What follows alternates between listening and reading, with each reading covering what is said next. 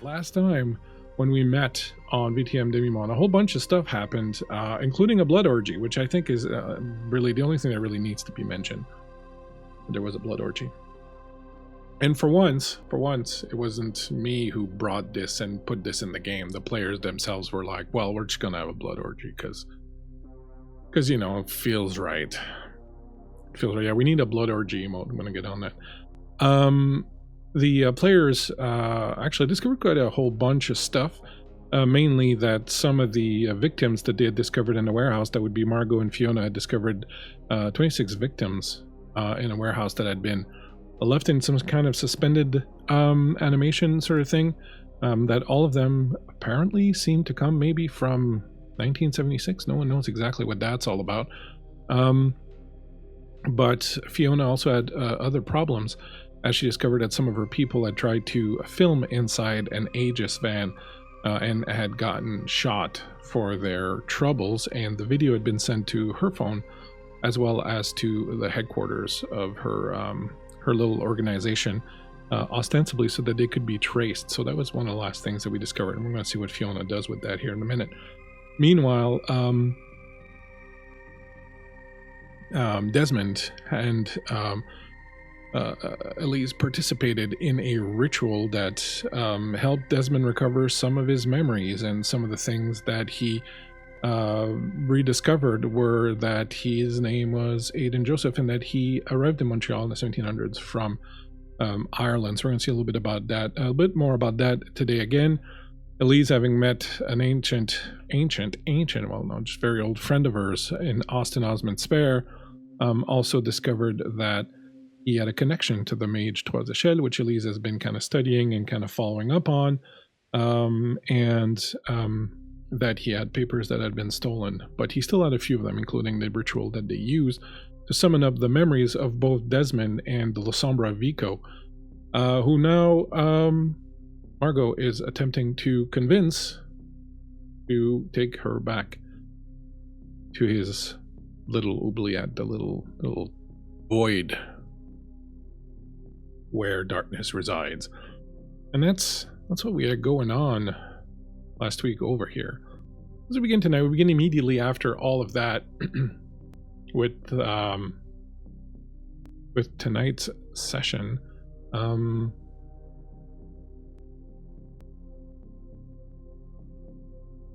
We begin immediately after. We are still at the Argent, the building where Vico has his penthouse. And as we begin tonight's little poem is by Herman Melville, and it's called Shiloh, a Requiem. Skimming lightly, wheeling still, the swallows fly low over the field and clouded dazed.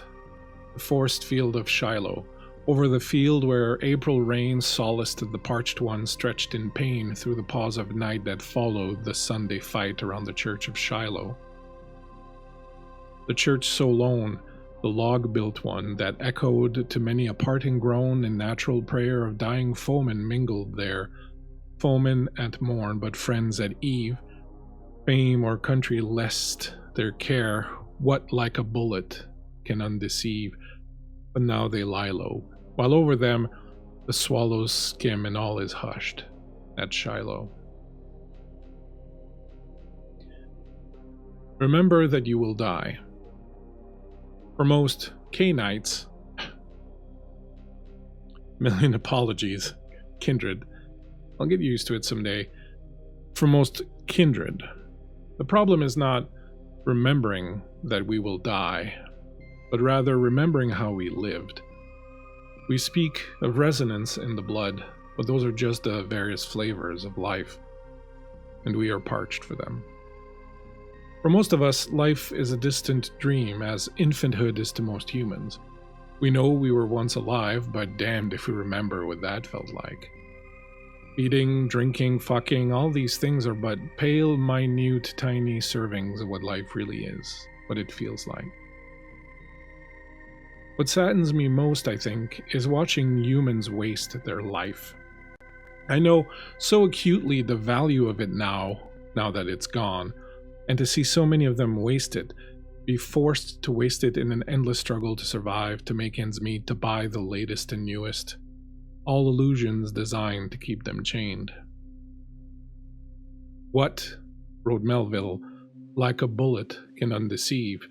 Indeed, what can tear away the veil of deceit like death can? In death we see the truth, but by then it's too late. You humans, sad, pathetic fools, still fucking peasants, as Lenin sang. You should be raging and questioning and seeking and reveling. But you have let them drape you in chains and blindfold you, and now you serve them and bow and scrape and suffer, grunting and sweating under a weary life. Bard at it right. There's the respect that makes calamity of so long life. You should be out there, making all the memories you can. Because someday, those memories will be all you have left. And you will sit with them, night after night after night, until, like the flames of your candles, they are extinguished, one by one.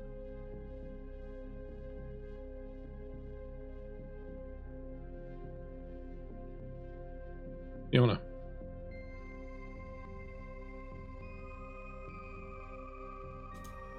The realization sets in, that old, dark realization. The reason they sent you that video, the reason they sent it to your head office, was so that they could find you and it.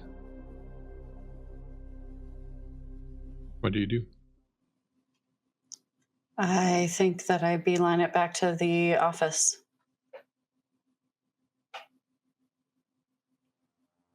Do you say anything to the others? They are all gathered there. You see that Desmond is on his own, perhaps trying to come to terms with things he has discovered, while Elise is comforting the old man, the old man who sits in a corner. You still don't understand that one. And Margot and Vico are having a bit of a discussion in the kitchen. I think that I would pause for a moment to Elise and just say, I'll have a chat with you when I get back. And glance over at Desmond. Do I recognize him?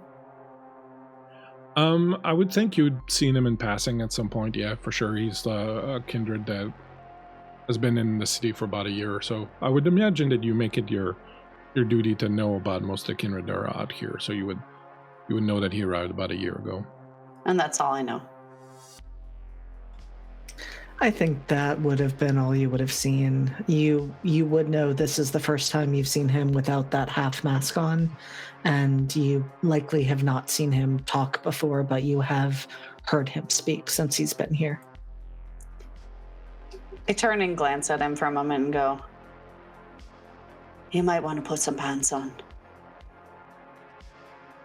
Anyway, and I walk into the kitchen and I flag Margot and I could just go, I've got to run an errand. I'll be back. I'll text you if anything's up.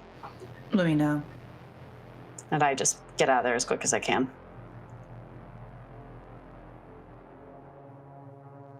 You hightail it back towards where you have your headquarters. Now, it's quite late at night. But you know that one way or the other, there would certainly have been people there still. You run outside. I believe you didn't drive here, actually. Costa drove you here. How long would it take for me to take the train back to the You could probably be back at your headquarters within 20 minutes. Great, then that's what I'll do. Montreal has excellent public transportation. Yeah, I've heard. It's very clean, efficient. Yeah, absolutely. You arrive at your headquarters.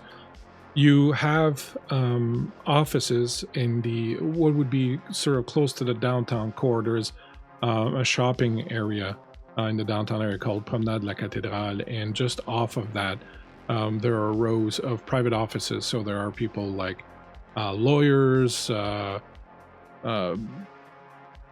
public clinics, things of that nature that are in that area. And the lawyers who are there, all people who do pro bono work and things of that nature. There's like this little neighborhood of people who are there, professionals who are there to help the denizens, the citizens of Ville-Marie. As you approach the building, which used to be back in the day this old shoe store that had been converted here in the downtown area when this was all kind of a big shopping area. There's kind of 2 floors of this thing, and it's sort of built into the basement of bigger buildings on top of the La Bay building and things of that nature. You arrive and see several fire trucks, several police vehicles, ambulances, people gathered about watching.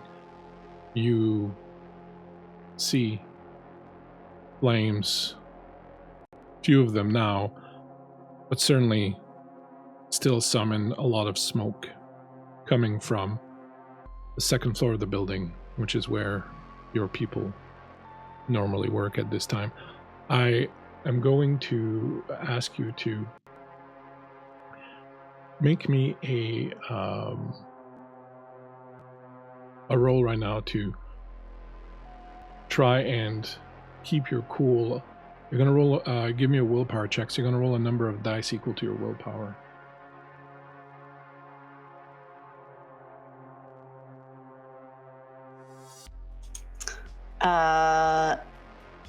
How many hunger dice would I roll then in that case? When you do a willpower check, you don't roll hunger dice. Okay. Hunger, because usually you use willpower to stave off hunger. So willpower. 2 successes. 2 successes. That's good. Mm-hmm. You manage to keep your calm and not fly off the handle as you approach and see this. And as you see the flames and the smoke belching out of the windows of the building of this ancient shoe store, there's something deep inside of you that's triggered an old memory. If Fiona could have any semblance of bile rising in her throat, it would be happening right now. What's the memory that comes up as you're standing on the side there? You still haven't seen anyone. You don't know exactly what the situation is, but like the flames consuming the building, the memory is crawling back up and taking up all other concerns. Fiona remembers standing on a street corner, staring up at a building on the Lower East Side. It's not modern day. She looks down and sees her dress for the era and looks back up at the burning building, smoke billowing out from the floor, and seeing people screaming and making attempts to clamber out windows, fire trucks pumping water, and crowds gathered around screaming and panicking as she stares up at the inferno that is consuming this building. Things are a little bit quieter here. No one screaming, and it's mostly curious people have gathered around. And as you take in what this means, you spot, with a sense of relief, Bruno pushing through the crowd, edging his way towards you. Bruno, fuck. Where were you, boss? What the fuck happened? Oh God, I'm glad you were right. Jesus Christ, what fucking happened? It happened really, really, really fucking fast. Someone said we got an email from an outside address. Someone went to look into it. We checked it out. There was a video. It looked like it was Chantal, and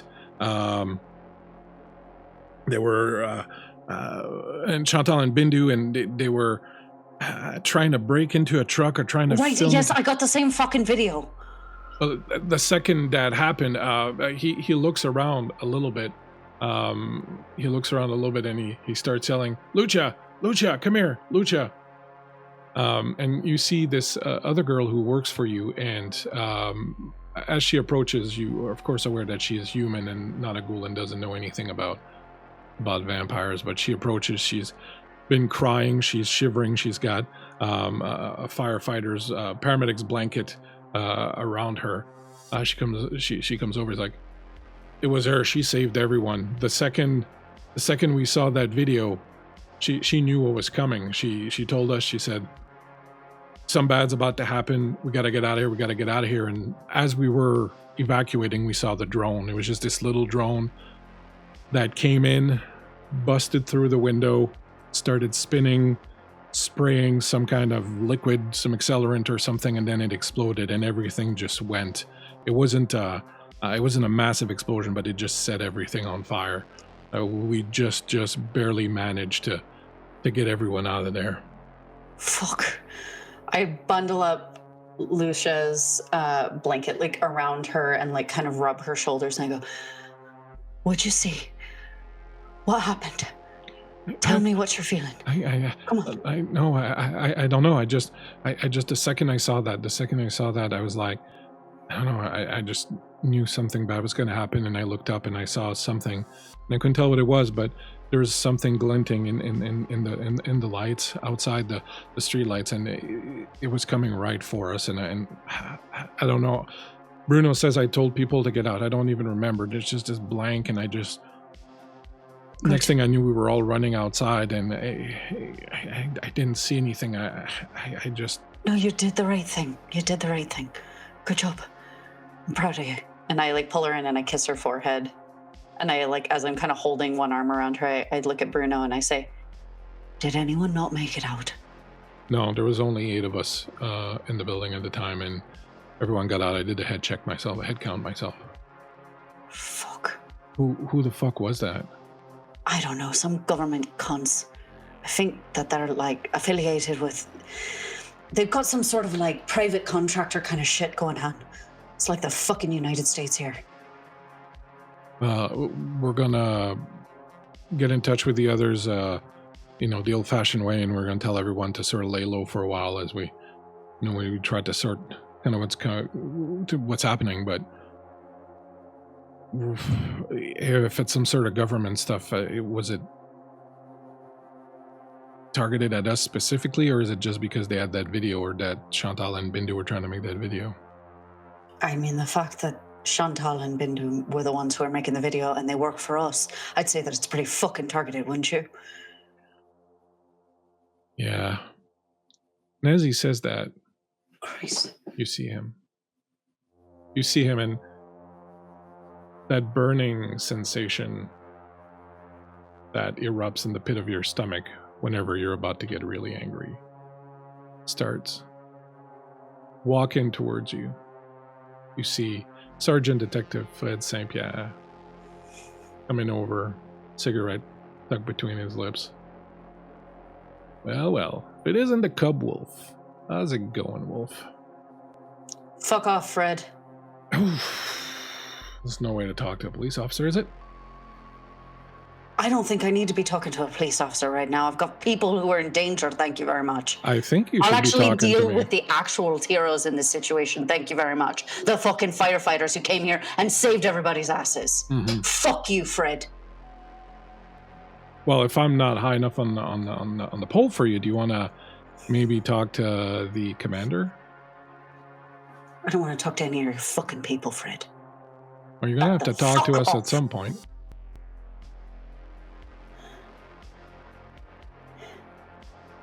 You're going to have to talk to us at some point. Might as well be right now. Fred, I'm not fucking talking to you. If you want to fucking talk to me, you can talk to my fucking lawyer. Well, all right. I wrote down that you were feeling a little too many emotions and were not able to... Does he have a notepad in his hand? No, just his little cigarette. He's saying that he wrote this down. Yeah, he's just saying that he's going to write this down. I walk up to him and I go, listen, if you don't want to become my little human ashtray, I suggest you fucking drop it, Fred, because I'm not going to comply with your ass. Yeah, file a complaint again. Is that what you're going to do? File a fucking complaint. I'll file my fucking boot up your ass. Little Wolf Cub McGee. Always so riled up. Except that now it's a bunch of your people who almost got fucking roasted alive. So you're gonna have to talk to us at some point if you're into some shit that we need to know about. If you got enemies, and I'm sure you've got a phone book full of them. You're gonna have to talk to us. Because maybe you like to walk around and pretend that you're your own judge, jury, executioner, and you're shit-kicking boots and busting down doors and doing whatever the fuck you want, but fact remains that there's still law in this city, and that's us. And if you want to find out who did this and you want them brought to justice, you're gonna have to talk to us. I reach out very deftly with one hand and snatch his collar and pull him right up to my face, and I go, I said, I'm not fucking talking to you, Fred. So if you want to bring your partner in to talk to me, I'm happy to fucking talk to them. But I'm not fucking talking to you. Do you understand me? Would you and if you push talk to me you're instead? going to find out what happens. Would you talk to me instead? You hear a woman's voice. I glance off to the side and release his shirt. When you do, you see the new police commander, Catherine Héroux, standing there, very prim, proper, black long coat, her hair tied in a bun.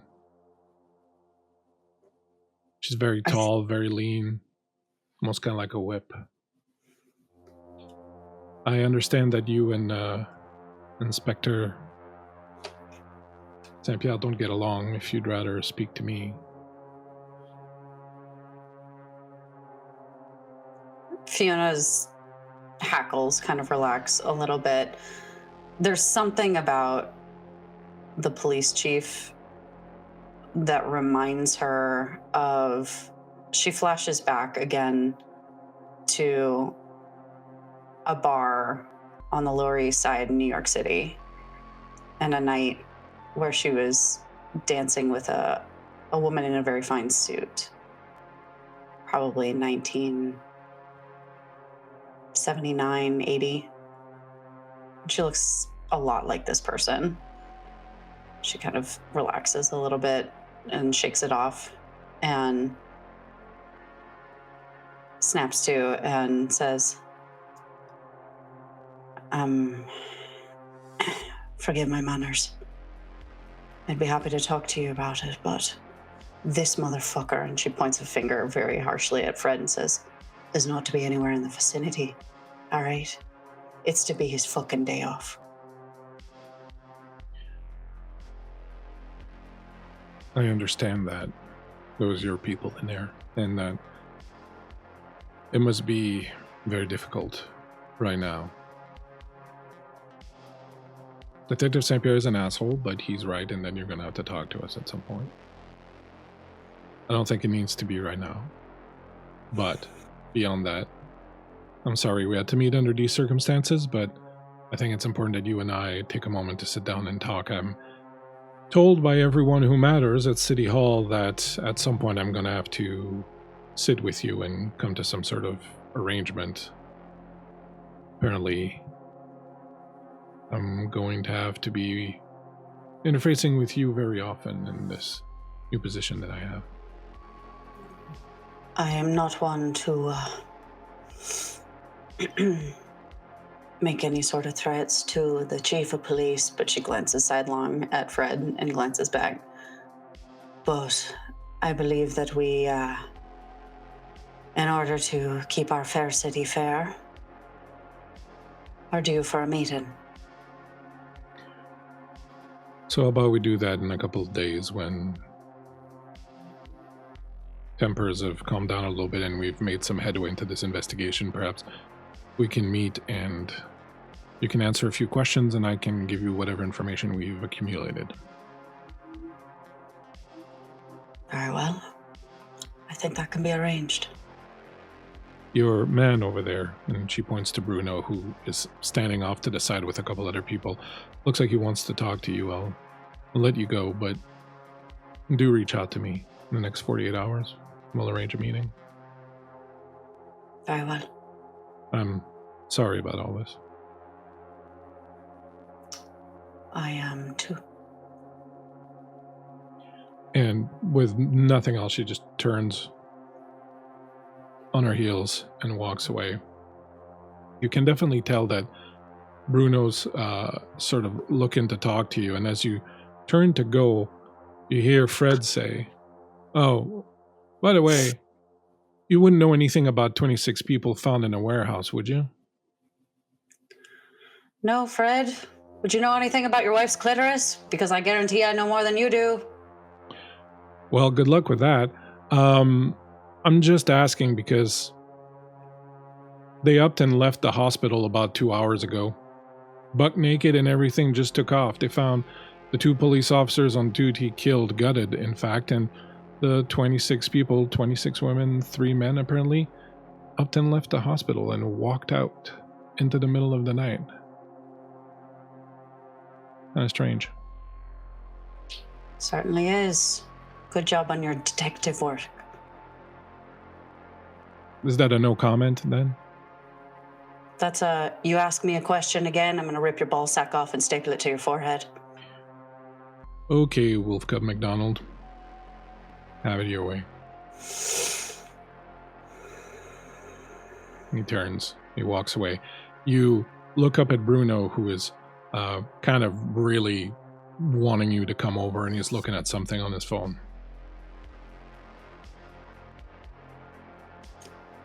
Talk to me, Bruno. And as you ask him to talk to you, back over yonder at the Argent,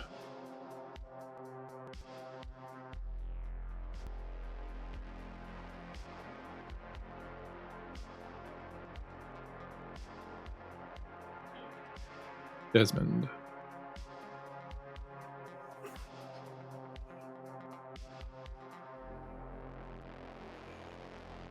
Let's go back a little bit in time, just a few hours. Just a few hours.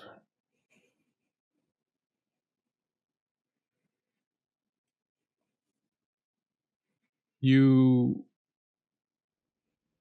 few hours ago, you sat and you watched the witch Elise begin the ritual, lighting candles at specific intervals, burning herbs, drawing with chalk on the cold black marble on which you sat. Words and images, inverted triangles, French, Latin. Memories began flooding back. Secrets you once knew, things you'd seen before. And then Vico was there, and without any words spoken, the two of you embraced. Soon, Elise was naked also, and the intense energy of your sex with Vico seemed to reach her and play her like a tuning fork. She radiated back that energy further and further, entranced by the ritual she was performing. As with the first time, you and Vico took turns, switching and exchanging power and control. This reached another part of your memories, some that were still fresh. As Vico pushed you to the floor and moved on top of you, you remembered other times when you were in someone's control. This spurred you on, and soon you had turned things around, taken your turn on top, Vico's fangs out in lust and pleasure. Then the witch bit you, her fangs driving deep into your flesh as you reached your climax, and Vico's shadows and the power of the ritual hit you like a hammer, with the force of 1,000 forgotten memories. And you found yourself aboard a ship, arriving after a long trip from Ireland to the shores of Montreal. At this time, nothing but a fortified camp, the center of the fur trade.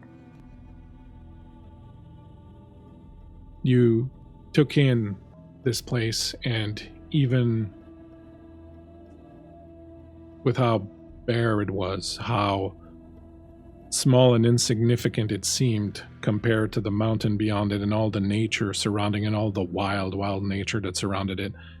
You sensed something there, some kind of power, a destiny perhaps, something that allowed you to see steeples across, planted on top of the mountain, shining brightly in the night. The place spoke to you.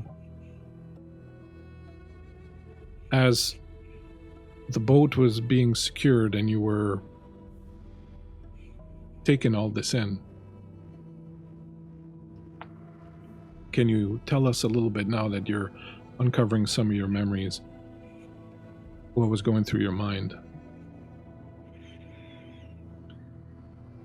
Standing there taking in this new land, the bite of homesickness isn't quite as intense as Aiden imagined it would be.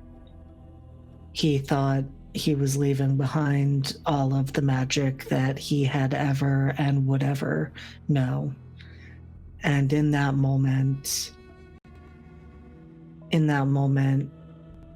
he feels that he is meant to be here. He doesn't know why yet, but he's eager to find out what this new land has in store for him.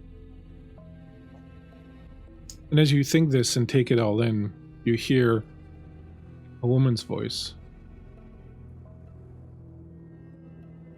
I have seen you in my auguries. I see you rising into the sky, your skin burning at the touch of the sun, bursting into flames, and birthing from within a crow made of ash. What is your name? My name is Aiden. You have seen this. I have. I noticed you when you came aboard the ship. I have been watching you. You seem very caught up in thought, never looking up, never really making eye contact or talking to anyone. I found it curious on such a long voyage to prefer isolation. Sometimes a man prefers to be left to his own thoughts. And now that we have arrived? Now that we have arrived, I look forward to learning more about the space and the world around me. I dare say you have me a bit at a disadvantage. You have my name. What is yours? My name is Calome de Troyes. You're from, I want to say, Scotland? Or? Not quite. Ireland. It is very beautiful, I hear. I have never been, but I hear it is like a beautiful green emerald that is shining in the sun of God. That is an apt description. I was not prepared to leave my home to come somewhere else. I could not imagine I would find a place anywhere near as beautiful. Is that all that kept you there? The beauty of the place? I must confess that this place looks a little bit more rustic than I am used to, but it does have a certain savage beauty to it. I think this place has much to offer. I value being in places where the land speaks to you. I think this land will. And do you think that it will listen to you speak of God? Do you think that God will find you here? It seems to be the last place in creation. We have found, I believe, the last place that could be comparable to the Garden of Eden, a place that is unspoiled so far.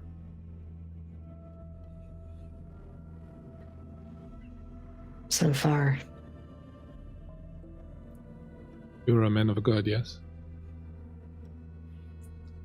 I am a man of faith.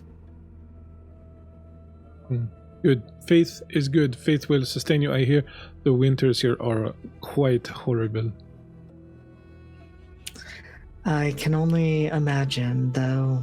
One will hope that if one can stay in a place with enough fire and books, that would be enough. Fire. I am certain, given the size of this place, that we will meet again, Little Flame. Until then, God be with you. Until then. And she smiles at you and disembarks from the boat with a bit of a retinue, a couple of servants who carry her bags and her trunks, her steamers with her. You don't have quite as many things. You have one bag that you sling over your shoulder. You head on down the plank. Your feet land on the stone dock, and you find yourself for the first time in a new world. As the darkness swallowed you again, and the memory found its resting place in your mind, you hear a man's voice with a French accent who says, eroticism, magic, light, darkness, logic, death, and you shall be your passion. And in the darkness, images appear of men and women lost in frenzy and pleasure, absorbed by the darkness. Above them, you see 3 crosses on a hill, each with a ladder. And darkness claims you again. Speaking of darkness, Margot.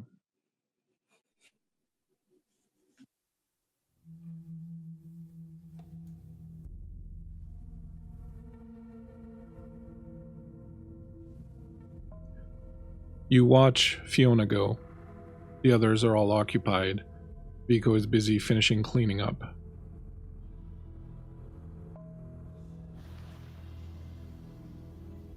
I'm willing to take you back. It's not difficult. Why do you want to go back? This thing I'm investigating, I want a little bit of a better understanding. And in case, I like to be prepared. The place you want to go is not a place that brings answers. It usually quietens the mind and makes answers irrelevant. I'm happy to take you there. I'm not sure you're going to find what you want there, but it would be good for you to become more accustomed with it. It's not really direct answers that I need, because it's just, I just need to understand it. He looks up, sees that everybody else is kind of busy. Just be ready, I'll bring you, but since your mind won't be occupied as it was the last time we did this, it's going to wander around a little bit. It's fine. And he takes you by the hand and he takes you around the corner, and as I mentioned before, the walls of this apartment are all this kind of really shiny black glass. And he stands in front of one of the walls. And he looks at you. You understand darkness. You know what it's like. Whenever you want to leave, just step through it. I'll be here waiting. I'll reach out and I'll take your hand. I'll guide you out. Eventually you'll be able to do this yourself. Yeah, all right. Put your hand on the glass here. She'll do so. You put your hand on it, you feel the coolness of it, the smooth coolness of it as your hand touches, and you can almost see like shadows moving behind the glass. And he reaches up, and as he puts his hand on the glass, your hand goes through it and you stumble forward. And you find yourself in a place where there is nothing. There is no light, no sound. You are barely here. You're barely here, and as you lift up your hands and try to feel your way around, you get the sense that you're not even moving. You get the sense that your existence is slowly, slowly shrinking, becoming almost nothing. And then you feel a presence. Something deep and far inside this void that takes notice of you. And as you do, your mind starts to race. The fear that is provoked by this darkness, which you don't fear darkness, so you don't understand why you're fearing this darkness. You turn inwards on yourself. You find there the last time you were truly afraid. This little pinprick of a memory that grows and grows and grows in the deafening silence of this place. What are you thinking about?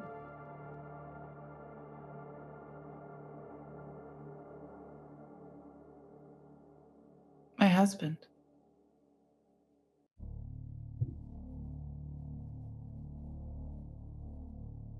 What was he like? What was life with him like?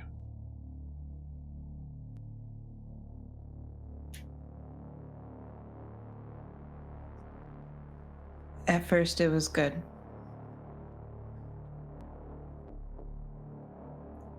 And I have this memory, these gilded doors leading into a party, and they glared at me like the entrance to hell. And Charles had been busy in a way I could never comprehend. Devious in his placating of me and convincing me to dress in opulence.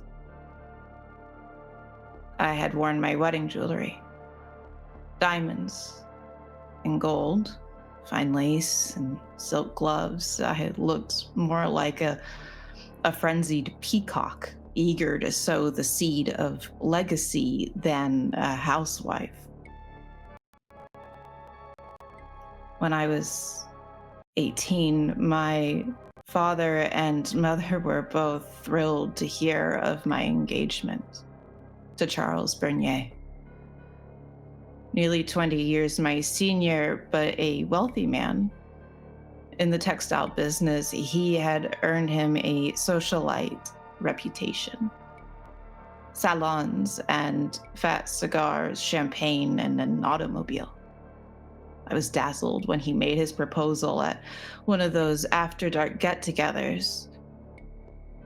Drunk on love, I hadn't even sipped any champagne and I was dizzy.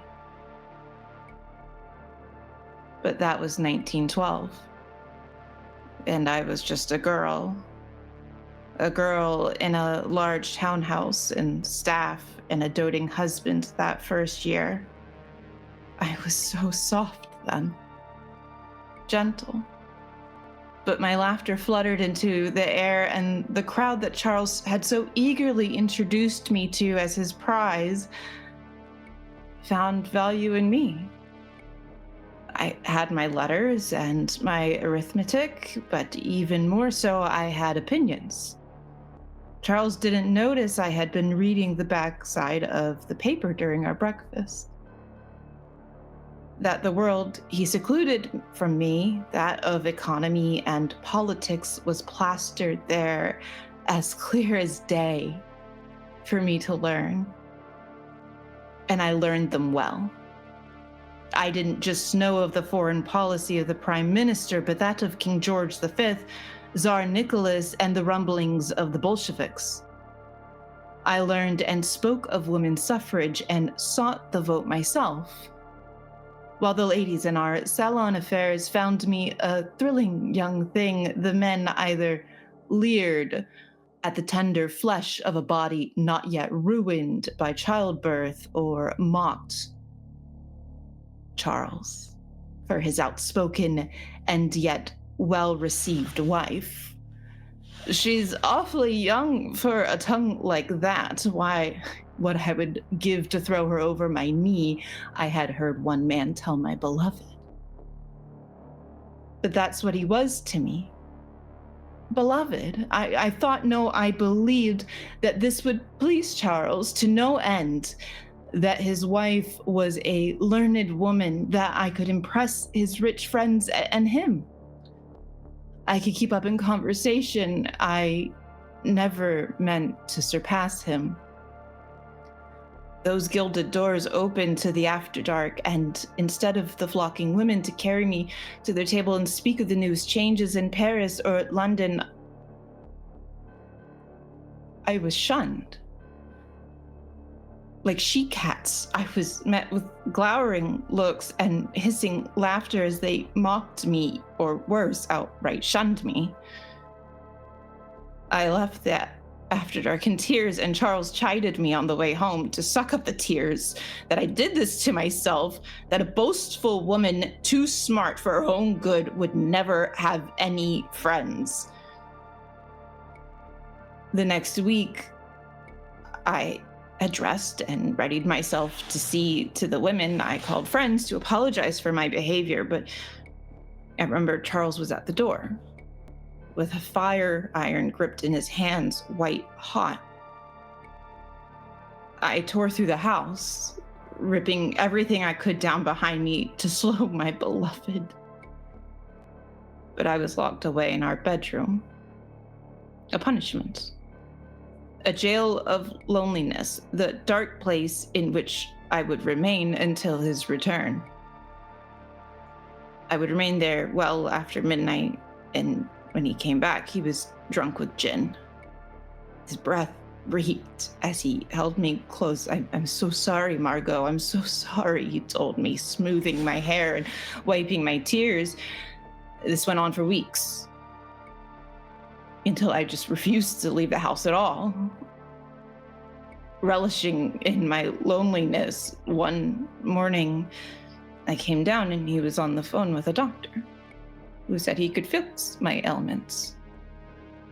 Hysteria, a common affliction amongst women who are too worldly. But I wasn't worldly. I'd never even left Quebec. Hysteria. And as that last word echoes in the emptiness surrounding you, in the dark void that is now the place where you find yourself, you hear another voice, a kindler, gentler one, coming from behind you.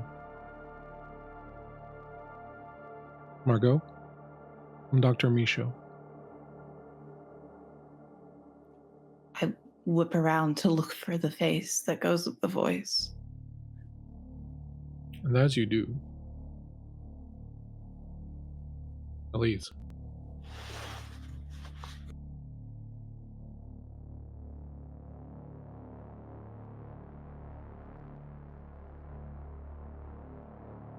You are kneeling by Austin. He's regained a little bit of color and has stopped shaking as much from everything that he's seen in front of him. You've gotten him some water to drink. He asked for wine, but so far you've hesitated to bring him such. You're not even sure that Vico would have any on hand. As you kneel by him and try to give him a little bit of comfort, what do you say to him?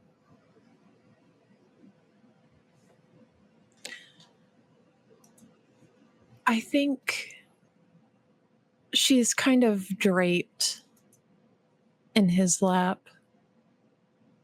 Her upper body as she's kneeling there. Her head kind of cocked to one side and looking up to him.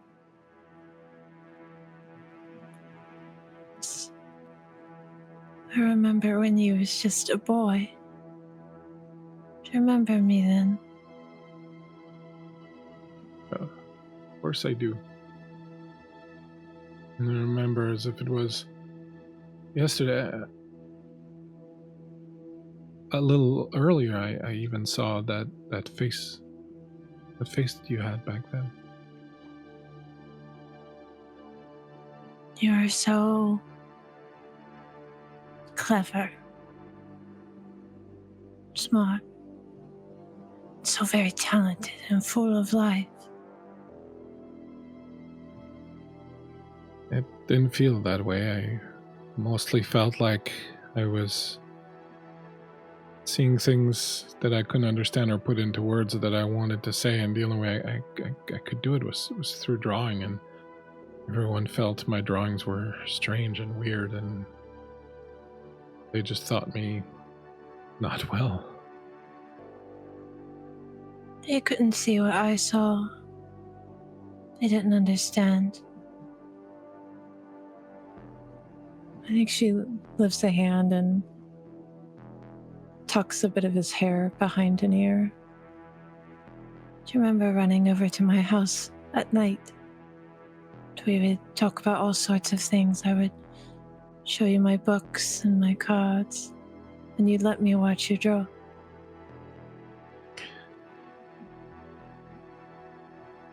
Those were best times. I truly felt like I'd found someone who understood what I was seeing, what I was trying to say with my art. I remember thinking that here was a witch, just like in the stories my mother used to tell me, but I was never afraid. I just felt seen and understood, and I felt safe. I saw something in you then. Something very special. Something that I knew that the world around you wouldn't cultivate inside of you. So I took it on myself. You're almost like a son to me. A boy that I'd never have. Never allow myself to have, and by then could not have.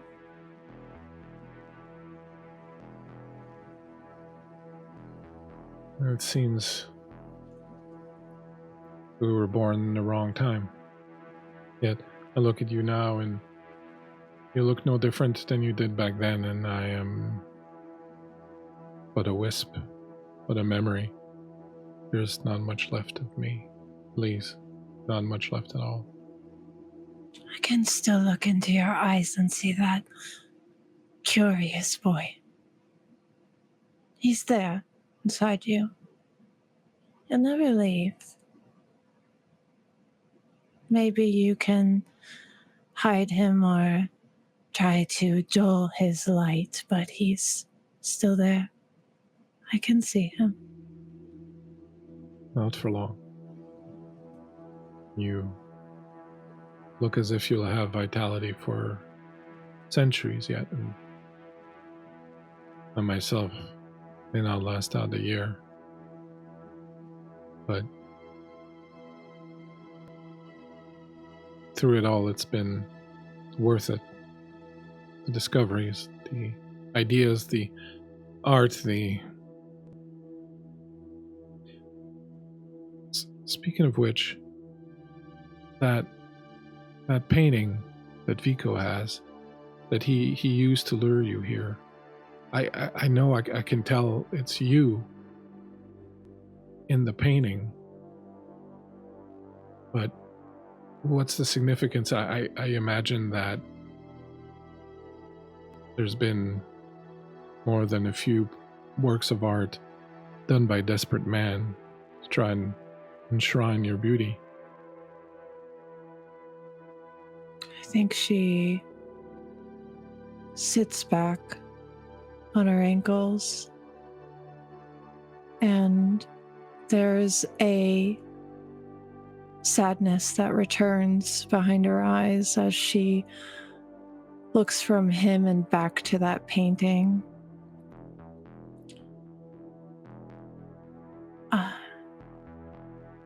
It's a story that I have not thought about in a very long time. A time when I lost a piece of myself and gained a new understanding. Would you honor an old man and tell me this story? I feel terrible that this was used to lure you here, and I feel terrible for my part in that. I'd like to understand. I've never been curious, as you know. Her gaze returns to him. It's softened.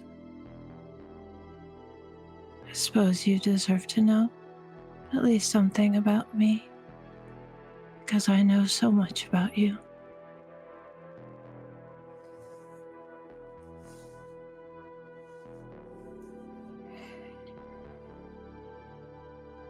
It's a long time ago. And I think her eyes begin to unfocus as she slips into this memory.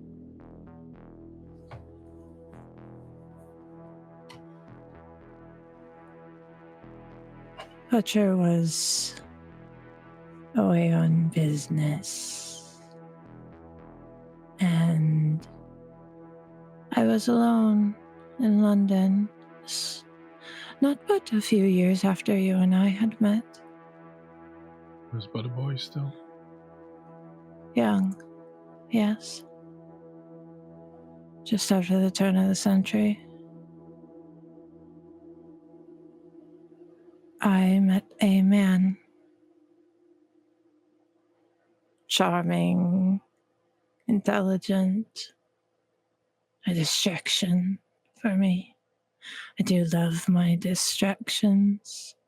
Because you see, you came at a time when I was new to who I was. And in you, I learned that I had a bit of a knack for mentoring. Enjoyed it. It was fulfilling for me. I wanted more of that. And this man, this socialite, fancied himself a sorcerer. He seemed like a perfect person to test this on, to further my mentoring with people. But he became a bit attached to me, as they sometimes do. Do you, and she stops, do you find me alluring? Not just physically. Is there something there more?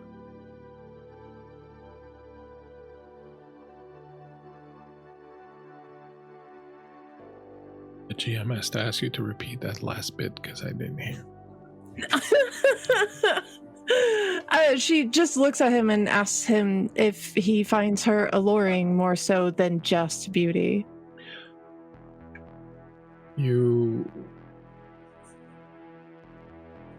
I remember when I first met you, were anything but physically alluring. You had a look about you of a witch from an Hansel and Gretel picture book, and yet there was a depth and a mystery and a brightness there that was impossible not to notice for someone who knew how to look for it. Oh. There are some things about me that the human mind can't quite handle. They become infatuated, maddeningly so, and that's what happened with this man. It was all-consuming. It ate him from the inside out. He was obsessed and insistent with me. His thoughts.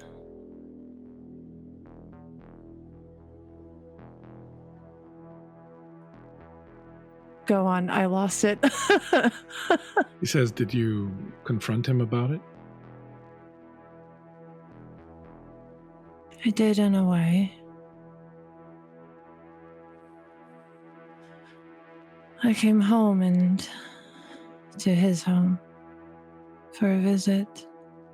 And he had a stained glass that had been made in my likeness. Tell me, Elise, do you like it? Says James Buxton as he points up, and you see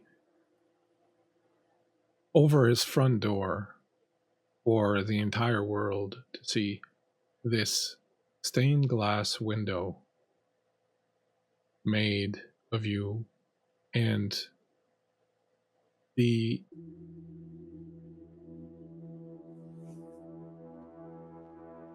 eyes are unmistakably yours. There's something about it that even if the lines are not perfect, even if the overall quality of the design, the drawing are not perfect, there is something about this stained glass window that makes it unmistakably you, and there is evidence in it of some inhumanity in you.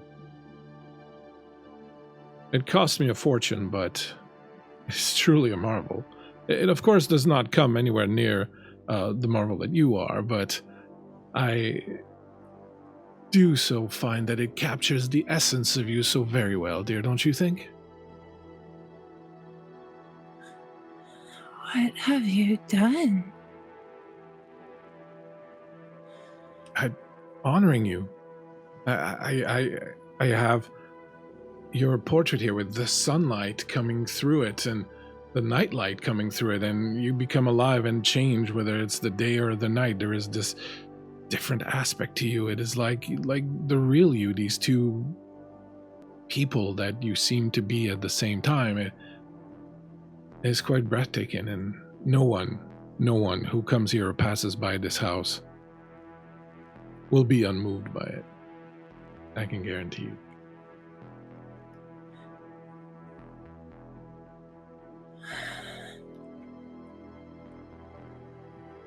I think in her horror of this, it reads across her face openly.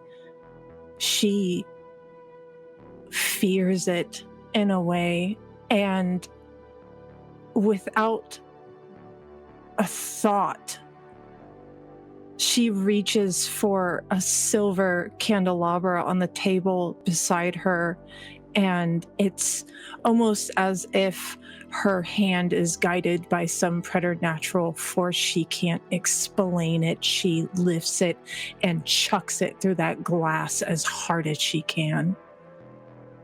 As you do, it shatters. You see his face suddenly change, and it's almost like you remember reading in that novel by Stevenson, Dr. Jekyll and Mr. Hyde. All of a sudden, he's this strange person you don't recognize. Elise, what on earth are you doing?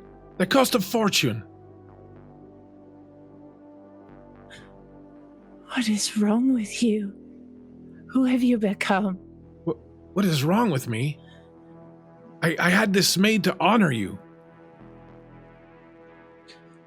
To hang me on your wall like some accessory, like some piece of art. I see in that face a monster. Elise, that's what you are. A marvel, sure, but that's where you belong. On a wall to be celebrated and honored, there's something so strange and otherworldly about you. You're like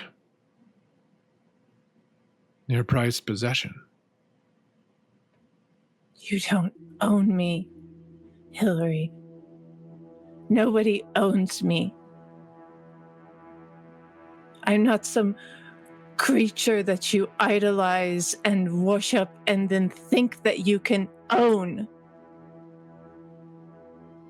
I thought this is what you wanted. You came in here. You plied your wiles, your wickedness, your sorcery, and captured my mind, and now you reject us. Now when I offer you the most expensive, most beautiful work of art I've ever commissioned, you decide that this is not what you want. This is not good enough for you. How dare you? I didn't want any of this. I only wanted to help you. Help me? I don't think you know what you want, Elise. You travel around enrapturing men's hearts and their minds, leaving them behind you like discarded, dead flowers. You can't go on like that. You can't keep being that. You will grow old someday, Elise. Your looks will fade. Your skin will become sallow. What will you do then? What will you do without this gift that God has given you that you seem so ashamed of? You're a fool. I was a fool to think to honor you in the first place. She's gonna turn and walk towards the door, but before she leaves, she looks back to him one last time. I'm sorry for what I've done to you. And then she leaves. As you walk out of the house, your feet crush the shards of the stained glass. Beneath them, you hear him screaming, you hear him raging. You know without a doubt that you've profoundly changed him, or perhaps exposed who he really was. But it's the first time that you feel anything at walking away from someone, and it's not good. And as you tell this story, Austin reaches out and touches your cheek very tenderly with his old trembling hand. He always did have a way of enthralling those seekers after knowledge and mystery. And I imagine that we were also certain we knew what others didn't, could see beyond what any others did, and when you came along and the mysteries of the world we had so far uncovered seemed pale and meaningless.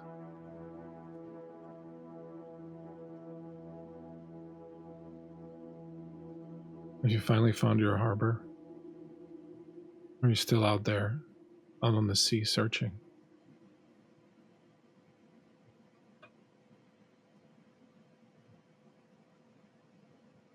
There's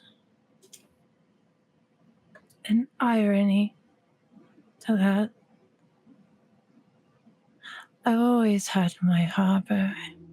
He came to me before Sir Hilary and before you. long time ago. I was still young, just a girl with a dream. I went to art school in London. I tried to follow the footsteps of my mother.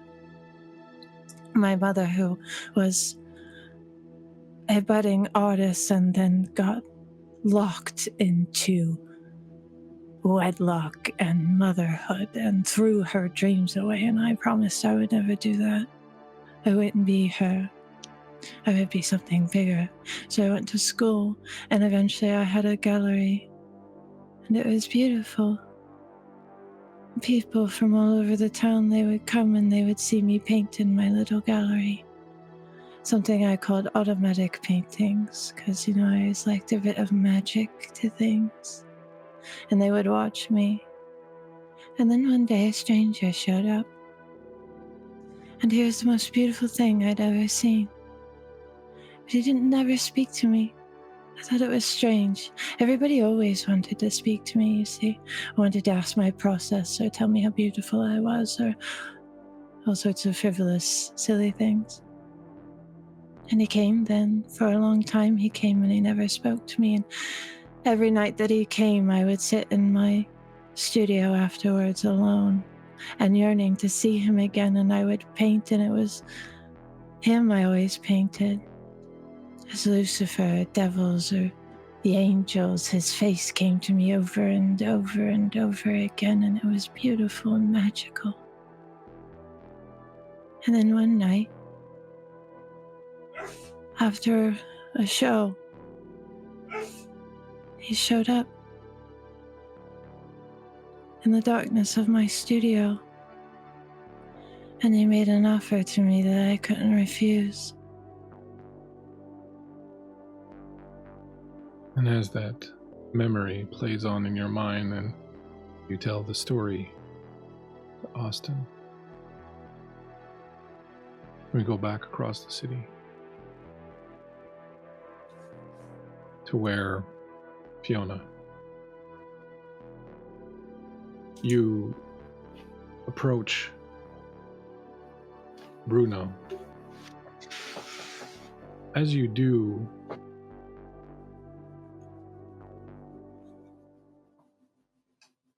you have, Fiona, a very long history, and this history of dealing with the injustices of the world, of dealing with those who enforce and propagate them. When you came to Montreal, you wanted to continue the fight you'd begun in New York, fight that you'd begun after the fire, the fight that you had to live through at Stonewall. And you find yourself once again surrounded with people who look up to you, people who need the security and confidence and strength that you bring, and yet also too often find themselves victimized by the system and by the society that is built up around them. And now this particular act, this attack, has targeted once more the people that you tried to protect, that you care for. You don't know what Bruno has to show you, but as you're walking towards him, what are you thinking about? What's going through your mind? Fiona is thinking about just after the Triangle Shirtwaist Factory fire that she witnessed from the street corner in Greenwich Village when she was 21, and how she attended the speech that was given by Rose Schneiderman at the memorial meeting that was held at the Metropolitan Opera House shortly thereafter. She recalls what Rose said. "I would be a traitor to these poor burned bodies if I came here to talk of good fellowship. We have tried to you good people of the public, and we have found you wanting. We have tried you citizens. We are trying you now. You have a couple of dollars for the sorrowing mothers and brothers and sisters by way of a charity gift. But every time the workers come out in the only way they know to protest against conditions which are unbearable, the strong hand of the law is allowed to press down heavily upon us. Public officials have only words of warning to us, warning that we must be intensely peaceable, and that we will have the workhouse just back of all of their warnings. The strong hand of the law beats us back when we rise into the conditions that make life unbearable. I cannot talk of fellowship to you who are gathered here. Too much blood has been spilled. I know from my experience it is up to the working people to save themselves. The only way they can save themselves is by a strong working class movement. Fiona's grinding her teeth as she flashes back from that moment, blinking and standing in front of Bruno, a bit surprised.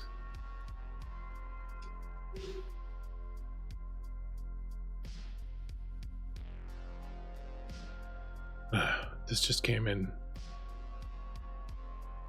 He shows you on his phone.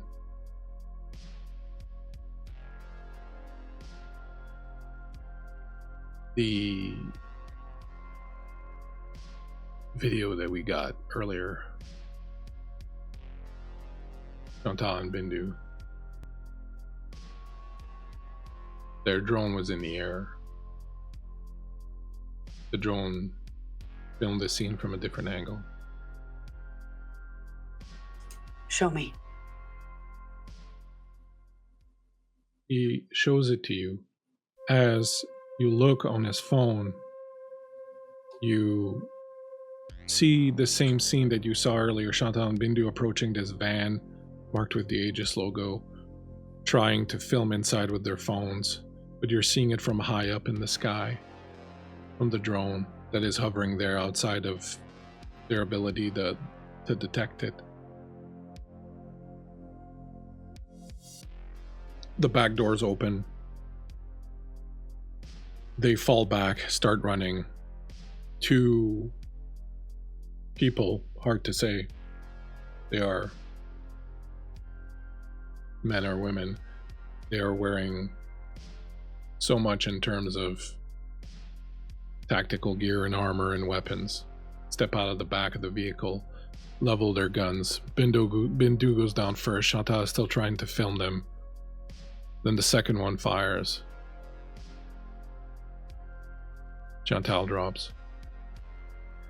The two of them approach Chantal and Bindu. One of them bends down and picks up Chantal's phone, looks at it, shows it to the other.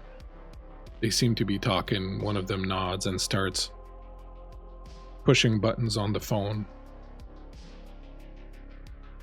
And then you see it. A blur coming from around behind the van. Hard to see at first. It's moving so fast. It has to be a kindred.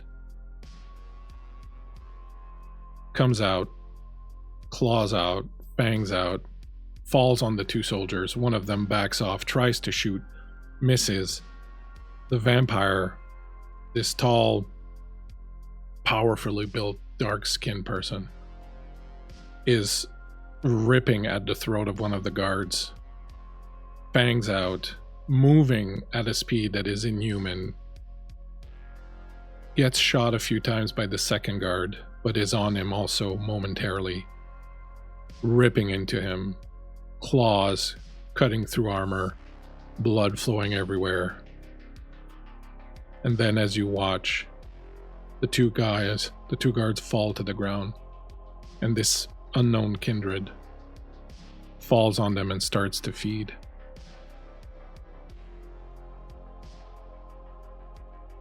Then walks away, limping, obviously wounded. And that's when the feed cuts. You said claws. Mm-hmm. Would Fiona recognize this person as Gangrel? Could be Gangrel, but was also moving extremely fast and was very strong, so it could be Bruja with the ability, the protean ability. There's no mistaking what happens on this video. It's like something out of a Hollywood VFX nightmare. Would it be a fair assumption that Fiona has a second phone, despite the fact that she put one in the disposal? Sure. I'm sure Fiona has a couple of burners. One burner per knife she carries. So good, she's got 4. She pulls out a burner and texts Costa and goes, "What have you been up to?" Aside from chauffeuring you, not much. I've gone back home, but I am seeing on the news. Is that your place? I just say, "Get here now." Okay. Give me 10 minutes. 7. Jeez. Oh, I thought this was a text exchange. Otherwise, I would have had the exit on. Oh no, sorry. Sorry. Yeah, No, it's okay. That's okay. No, it's all right. Cool, no problem. I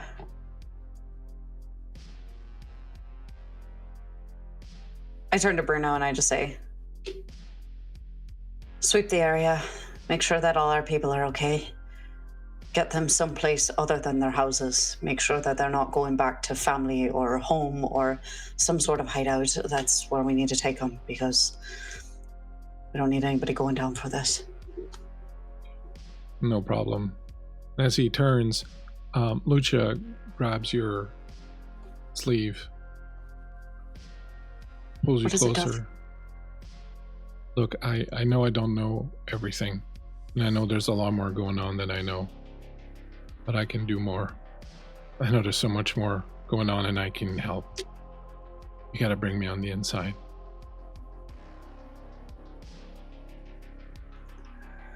How old does this person look?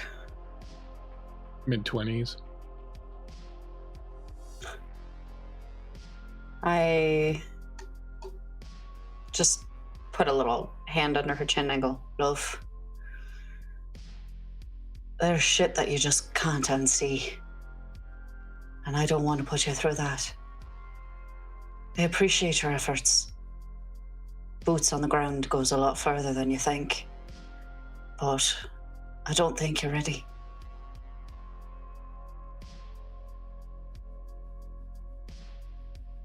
Okay. You tell me when I am. You'll tell me what I need to do to be ready.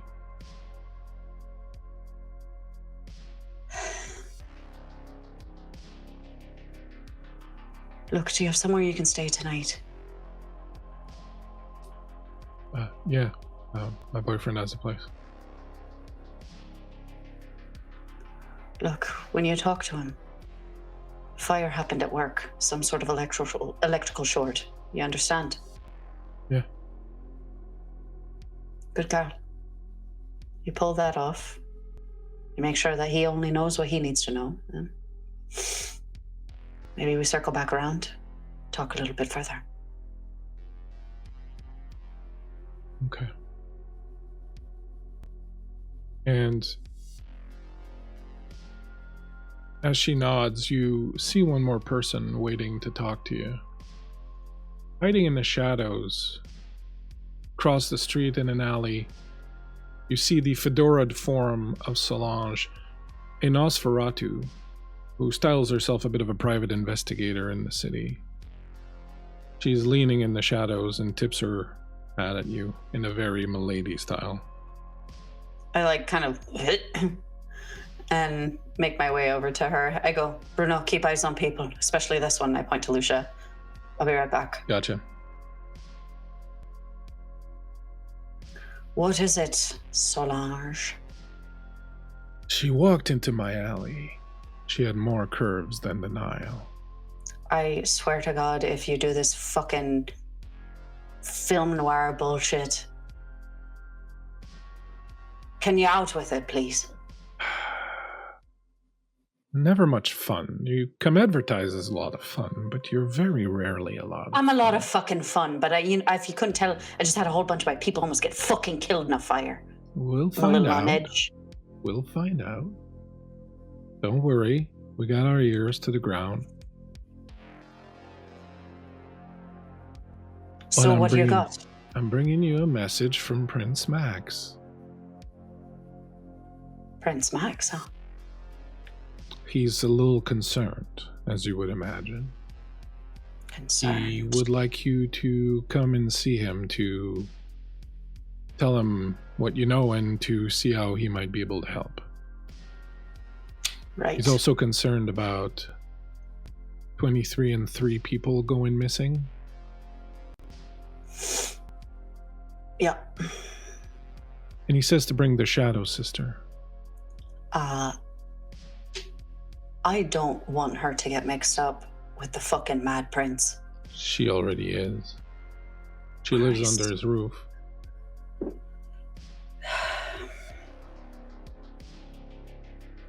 I'll take care Right. of finding your missing victims. You take care of rally this. them. They're wandering around fucking naked. Do you know what And temperature they is out should there? be easy to find. It is Montreal. That is true. 26 people walking around naked wouldn't raise that much of an eyebrow, but it is also the middle of fucking winter. I think I'm going to be able to find them. When you get a chance, bring the Shadow Sister. Go see Prince Max. He wants to help. I'm sure he does. He always wants to fucking help, doesn't he? I'm just a messenger. Mm. I'll find your people. And if Well, I don't hear eat anything any else, of them, would you? me? I wouldn't dream of it. Watching my figure. God, you fucking annoy me. Anyway, I'll Catch get you to later, Max doll. when I can. Ugh. And just fuck off, would you? And as you turn around to go, another thought occurs to you. They tracked the video here and sent a drone, but they also sent the video to your phone when you were standing in Vico's apartment.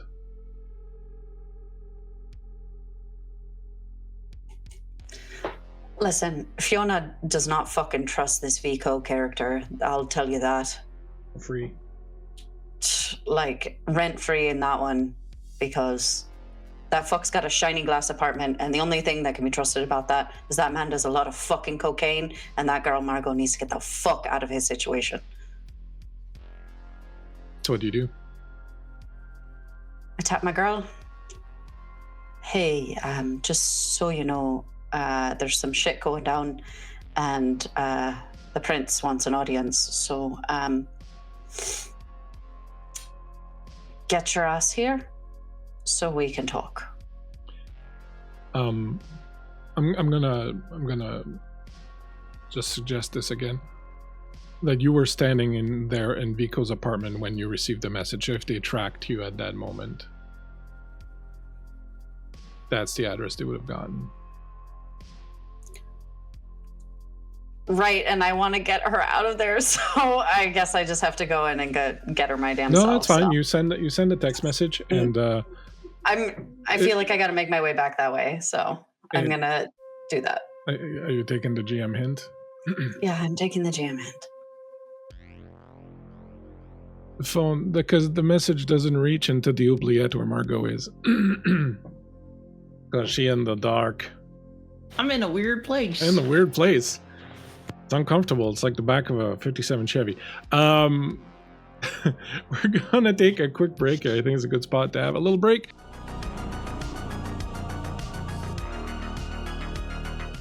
You mean Hillary? You don't want to know what was going on. Very disturbing. There was a whole package of hot dogs involved and some strawberry jam, which Mike would. A delicious snack for anybody. Strawberry. It's not just JD who's in hell. So am I. JD loves us. That's the funny part. It's true. And we love JD. I hope everyone had a good break. We did.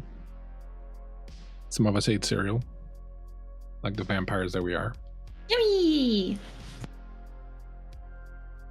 You know, we're not evil bloodsuckers all the time. Just most of the time. Speak for yourself. Oh, don't scare me like that. Why would you scare me like that? Don't make that sound. What's up? Ah. Ah. When you're bringing out memes from 3 vampire series ago, what am I looking for? I'm looking for the music. All right, as we head back into this, Fiona races off to head to the Argent. But meanwhile, at the Argent, Desmond.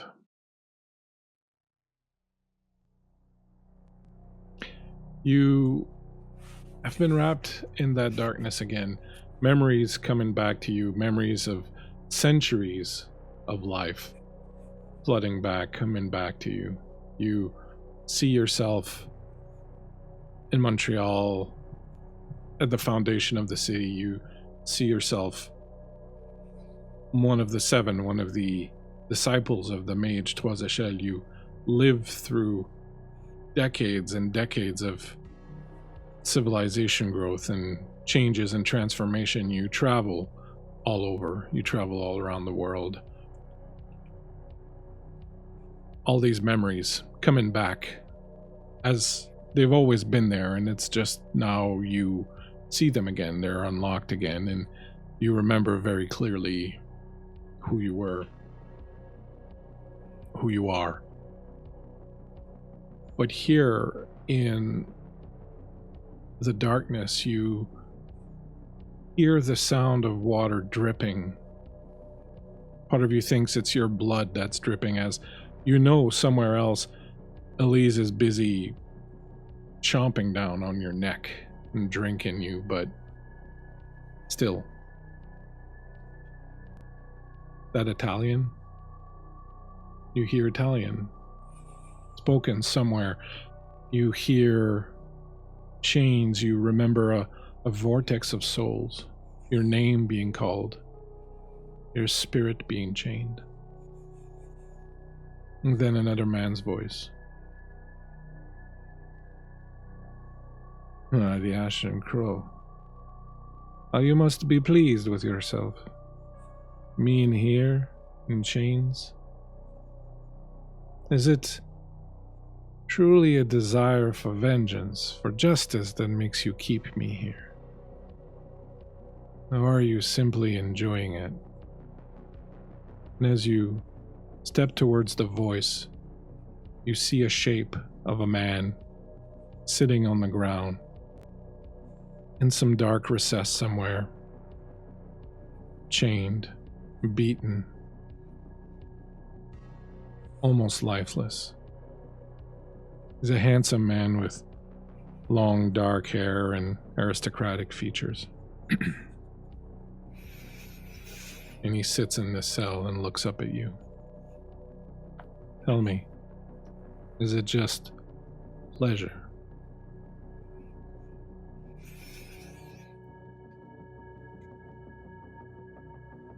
And Desmond. No, Aiden moves towards this figure, and Elise and the others would have noticed in a lot of ways he still reacts to the presence of others the way he did when he was on the boat coming from Ireland to this new land, avoiding eye contact, limiting communication where he can, and that isn't how he moves now. He moves fluidly. He moves like a predator. And he crouches down enough to be on eye level with this figure and studies his face for a moment. Vengeance? Pleasure? Why would I want vengeance against you? Why would I, after being trapped and enslaved and made to do your bidding for far longer than I could even remotely count, why would I want vengeance against you? Why would I want to see you in the same exact position you kept me in for so long? Maybe it is vengeance. Maybe it is you getting your just desserts for everything you've done. Or maybe I just think you look really pretty wrapped up in chains, Dario.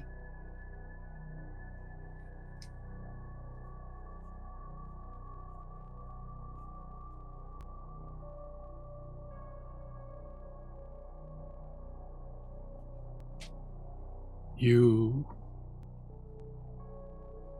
were nothing. You had done your time. You had died and then moved on to the spirit world.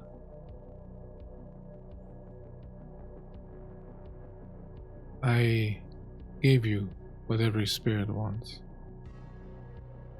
A chance to taste life again. To see it. To feel it. Of course, I couldn't just let you or any of the others run around willy-nilly. I needed to keep a firm hand on you, but I gave you something no one else could when I summoned you back from the land of the dead. I allowed you to taste life again. Is that the lie you've made up for yourself to justify the things you do, the things you did? It wasn't a life.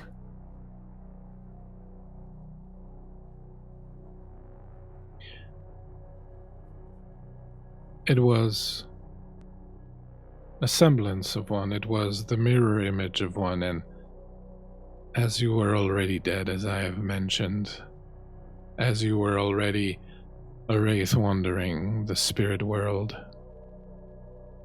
it was more than you could have dreamed for. And I gave that to you. And I was not an unkind bastard to you or the others. I treated you well, did I not? You treated us like animals. You subjugated us to your will. So don't tell me that was a life, Dario. Is this a life? Is what you're experiencing right now a life? Because I can tell you what I am experiencing right now. Now that is a life. The life that you get by imprisoning me here, and by stealing what doesn't belong to you.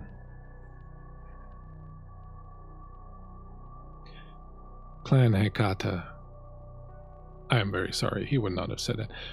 Clan Cappadocian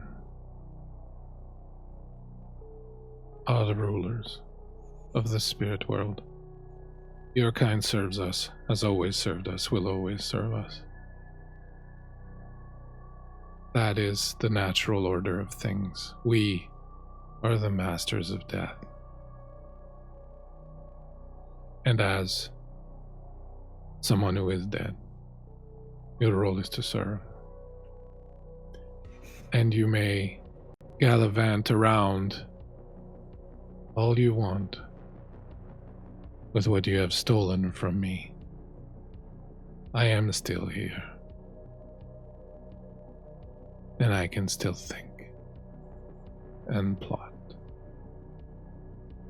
And someday soon, I can see you have regained some of your memories.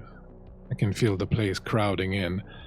Every memory you have of who you truly were is a weakness in the chain.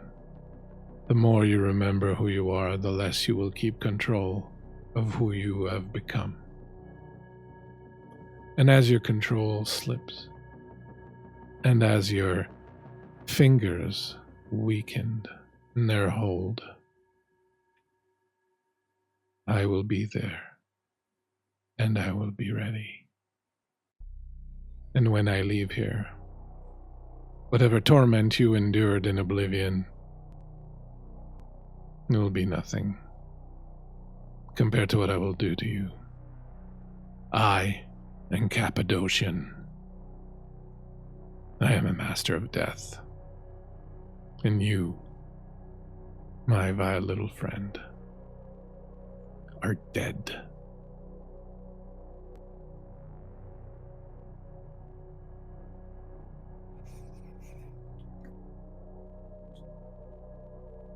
You talk so much about the natural order, about being the masters of death. And I can see how afraid you are for the moment that mastery breaks. Things change. Plenty has changed for you in this past year. I'm not afraid of you anymore.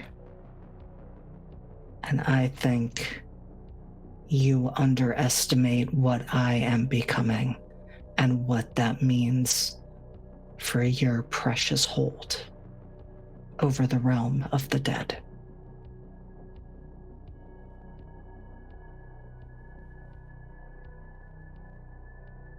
So be it.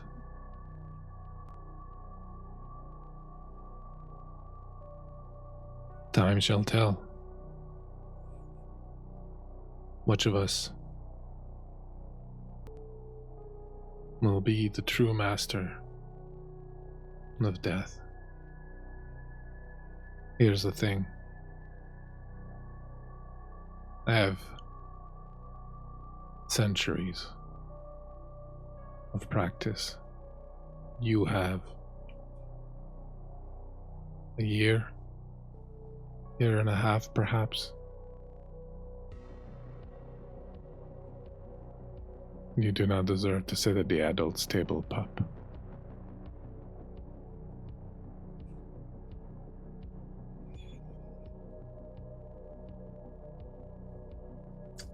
I have no interest in the adults' table. I have an interest in creating my own. And what will your new friends think of this when they find out the truth?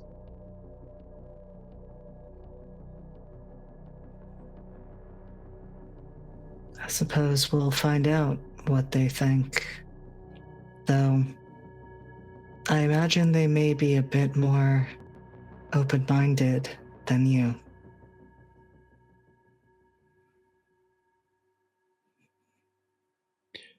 I'll be right here behind your eyes, watching. Enjoy the view.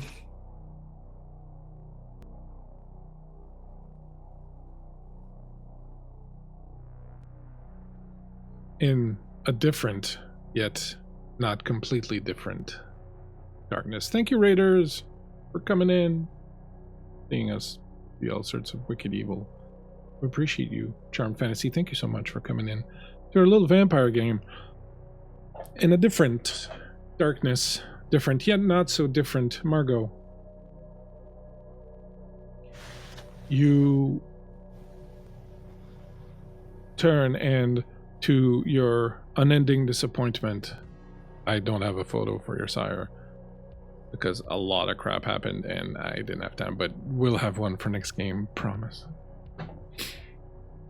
It's fine. Oh, Wanderer's Haven, thank you also. I missed that. I was too absorbed in the shenaniganries going on here. Thank you, Jeremy, for coming in. I really appreciate you. You turn and you see Dr. Michaud. His dark hair, strong features, his mustache curled a little bit at the end.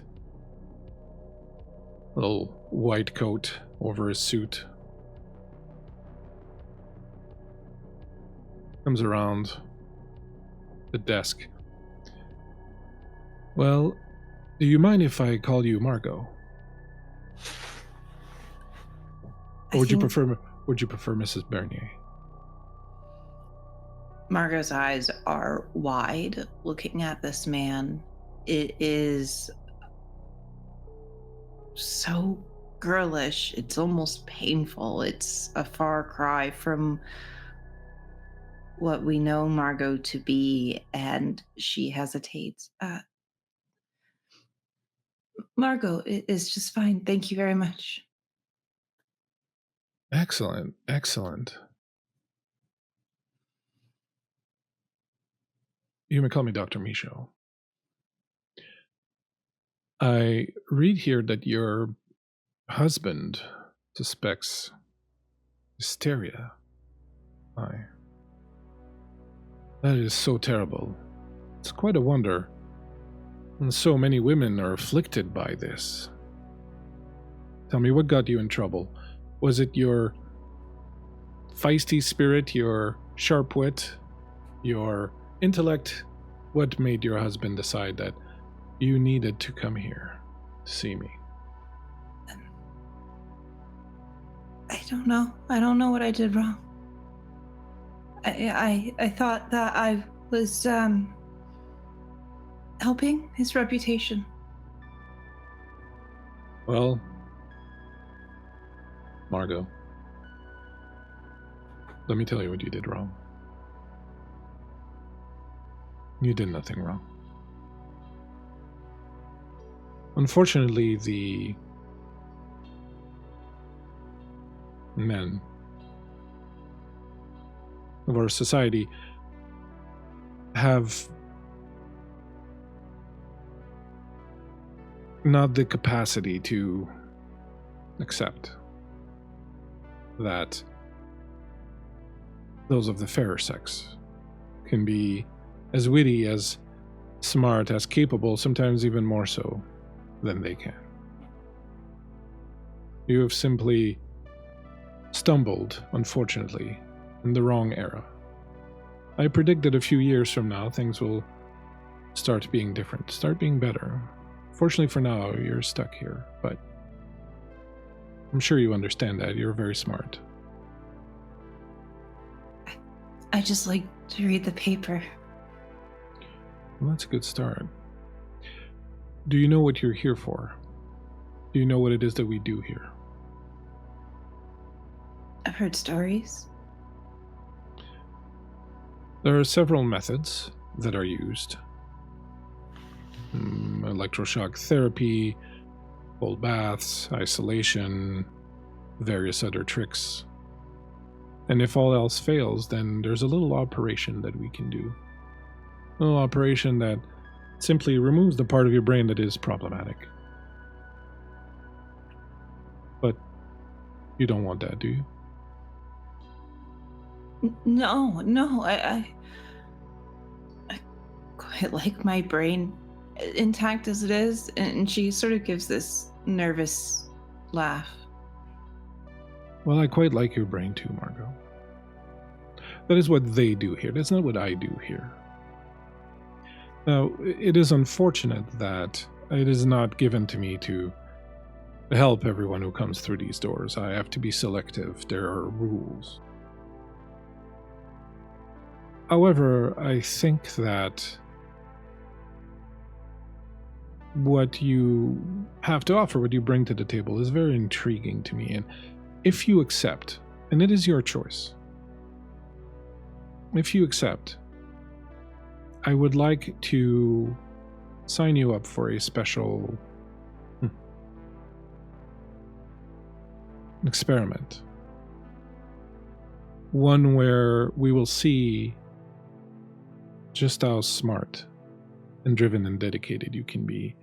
We will give you things to read, things to learn, things to practice and remember. We will teach you skills. We will teach you anything you want.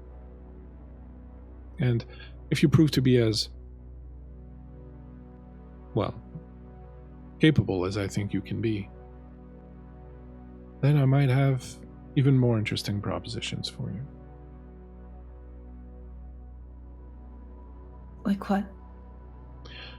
All in good time, my dear. All in good time.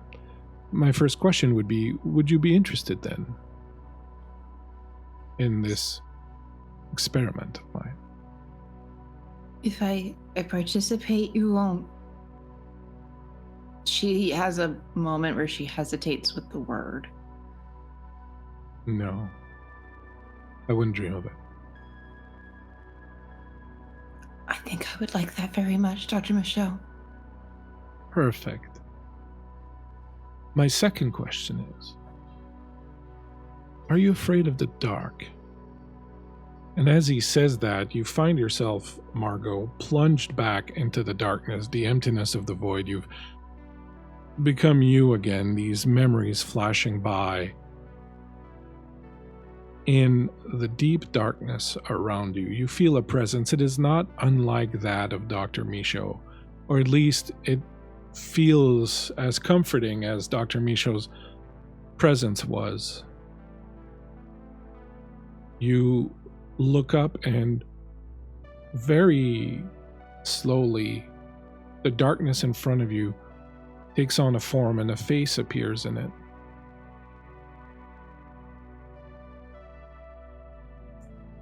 Hello, Margot. Hello. You don't know me, but we've been intimate for a very long time. Have we? Ever since Dr. Michaud turned you. Did you know Dr. Michaud? I know Dr. Michaud quite well. I also know your friend Vico and so many others. I see. We are brothers of sorts. Friends. Friends of the night.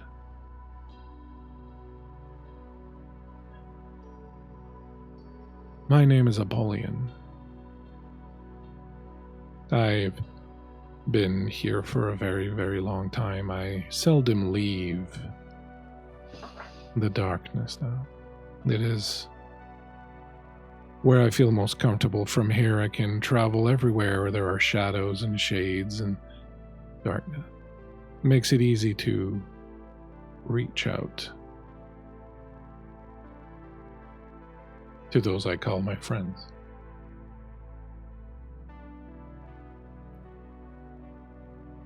What do you want with me?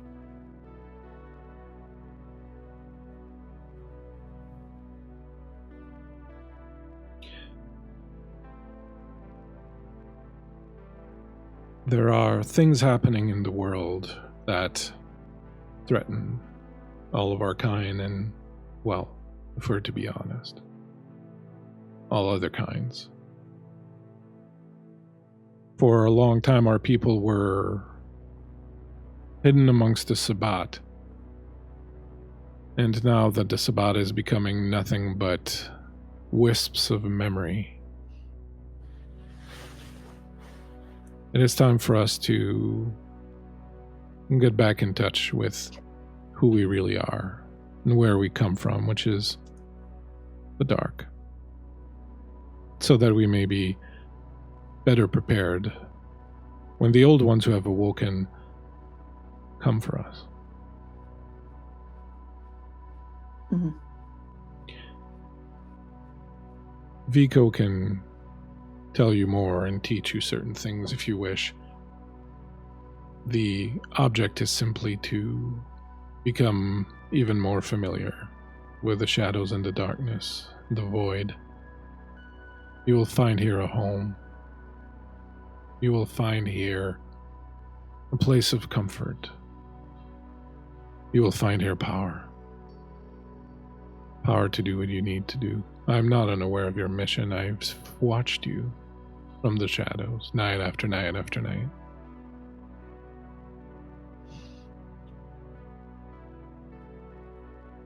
Spit it out.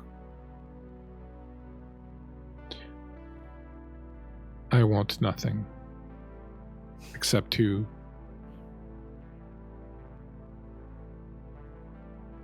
awaken you to your full potential.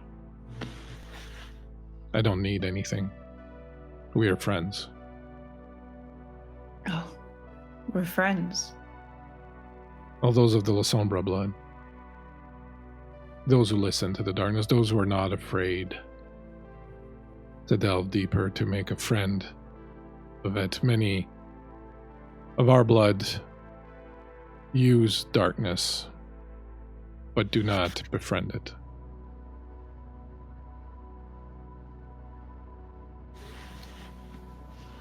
All right. I'm in a little bit of a bind. I'm sure you can imagine how bad things are getting.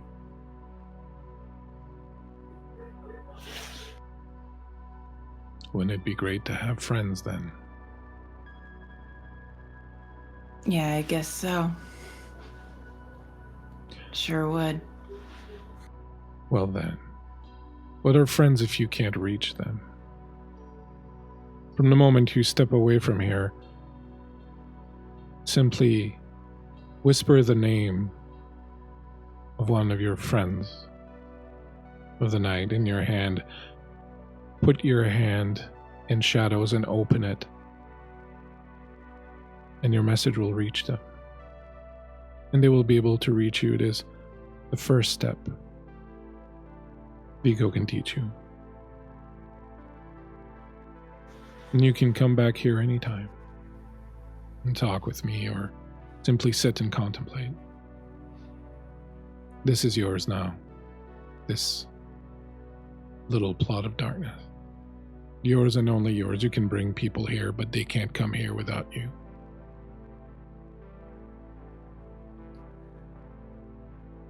How do I get here on my own? You find a shadow, and you walk through it. As he says that, you find yourself falling. Vico catches you as your hand slips on the glass. He grabs you under the arms and helps you up. Did you see Apollyon? Yeah. I did. Excellent. He said he can teach me something. Your path has just begun. All right. While you were in there, your phone was beeping quite urgently. She sort of like pads around. I think it feels weird to be back here for Margot. I feel like she probably felt like she was in that dark for a while. You And realize only a few minutes have passed, maybe an hour or so. She reaches for her phone and checks it. And what was the message that you had sent, Fiona? Or did you send another one in the meantime? I just had sent like big trouble, and I'm on my way. Okay. Fuck. As you're checking that out, Elise, You kneel with Austin again.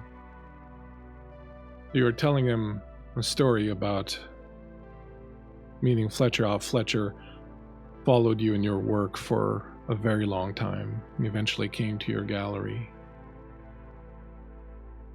stepping in after watching you and you being aware of his presence for so long. What can you remind us a little bit of this art that you were making? What was it like and what were you making? She did something that she called automatic painting, which is not so unlike automatic writing. This was during the height of the Victorian occult obsessions, so she sought to capitalize on that. But she always had something special inside of her even before she was turned. And so she would paint from her dreams, from her meditations, things that may or may not come true, places she had never seen, people she had never witnessed. Many of the drawings now have this man's face, Fletcher's face, as he has taken over a lot of your mind and a lot of your thoughts. And on that day, when he finally stepped through into your gallery, you turned around to see him there, admiring some of the work that you'd done. Nothing with his face on it, but some of the other things.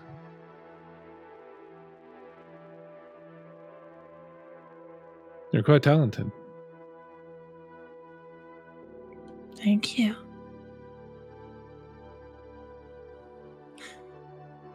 I've seen you here before. I admit I've been coming by. I find myself quite enthralled by your work. There's something about it that... Have you ever experienced finding something that you had made so long ago that you thought was lost, and you find it again, perhaps in the bottom of a drawer or in the pocket of an old coat? I have. You see this painting or drawing or sketch or whatever it is, and it is familiar, and you know that you did it. And part of you did, but it also feels like it belongs to somebody else, like someone else made that. It was done so long ago and you were such a different person, but there's that feeling of unfamiliar familiarity, as if discovering something that had long been lost that belonged to you. And you see this in my work? Looking straight at you, and he says, I do. It's funny you should say that. I see it too. But she looks around at the paintings. Not in my work. I see it in your face. When you come here and you look at my things. It's odd, isn't it? Until now, I've never seen you before. And yet it's like I've known you for so long. It's like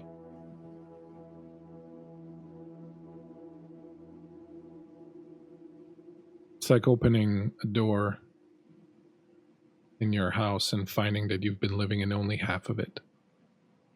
That there's a whole other half of the house filled with all things that are like your things, that please you the same way, that have the same meaning.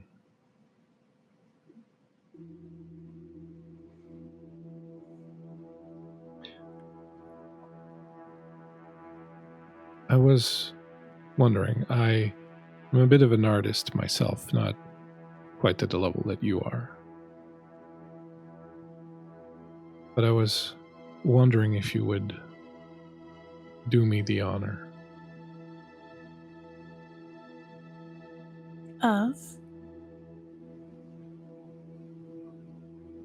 letting me decorate your skin with some of my work.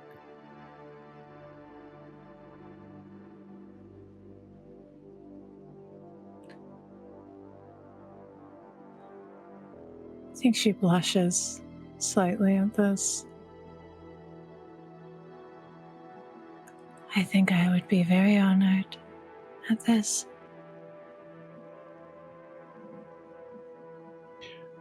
He smiles, comes a little bit closer, hands still in the pockets of his jacket.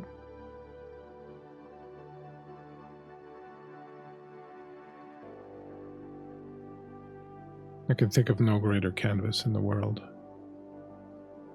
You would honor my pitiful attempts at artistry.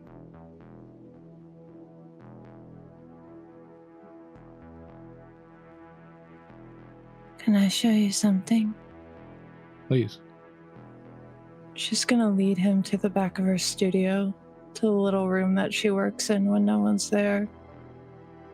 And when she opens the door, it's paintings that aren't displayed, but he would find his face in all of the men within the paintings.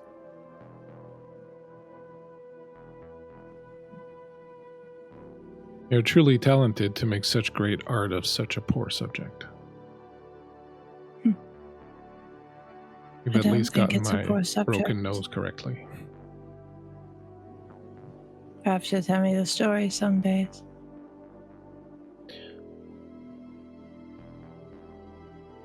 Well, let me ask you a question. Elise, is it? It is. What do you know about magic?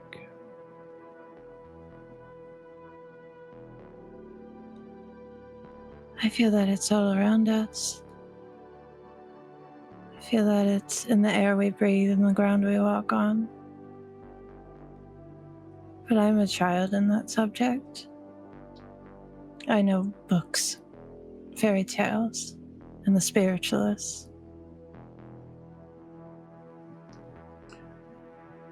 What if I told you that the real power, the real strength of magic was in the blood? I would be inclined to believe you. There's plenty of documentation pointing towards such a thing. I mean, look at the Christians. Blood of Jesus. Blood is the life. Indeed. It's the very beginning. What most people would think is the first written text to matter. Of course, they know very little of the truth, but I have plenty of things to show you. Could I get your coat? And could I take you on a little walk into the night? I have been waiting for this moment for what feels like an eternity. I'm sorry it took me so long to get here. Well, I'm glad you finally showed up. And he takes your hand and guides you out, stopping only to put your jacket on. And then the two of you step out to the cold darkness.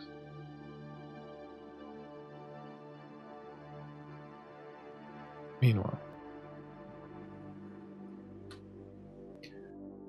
Costa pulls up, hitting the brakes, rolling down his window, looking at you. Fiona, you rang? Yeah, gotta get back to the Argent. I just drove you back from there. I understand that, but I need you to get me back there now. All right, get in.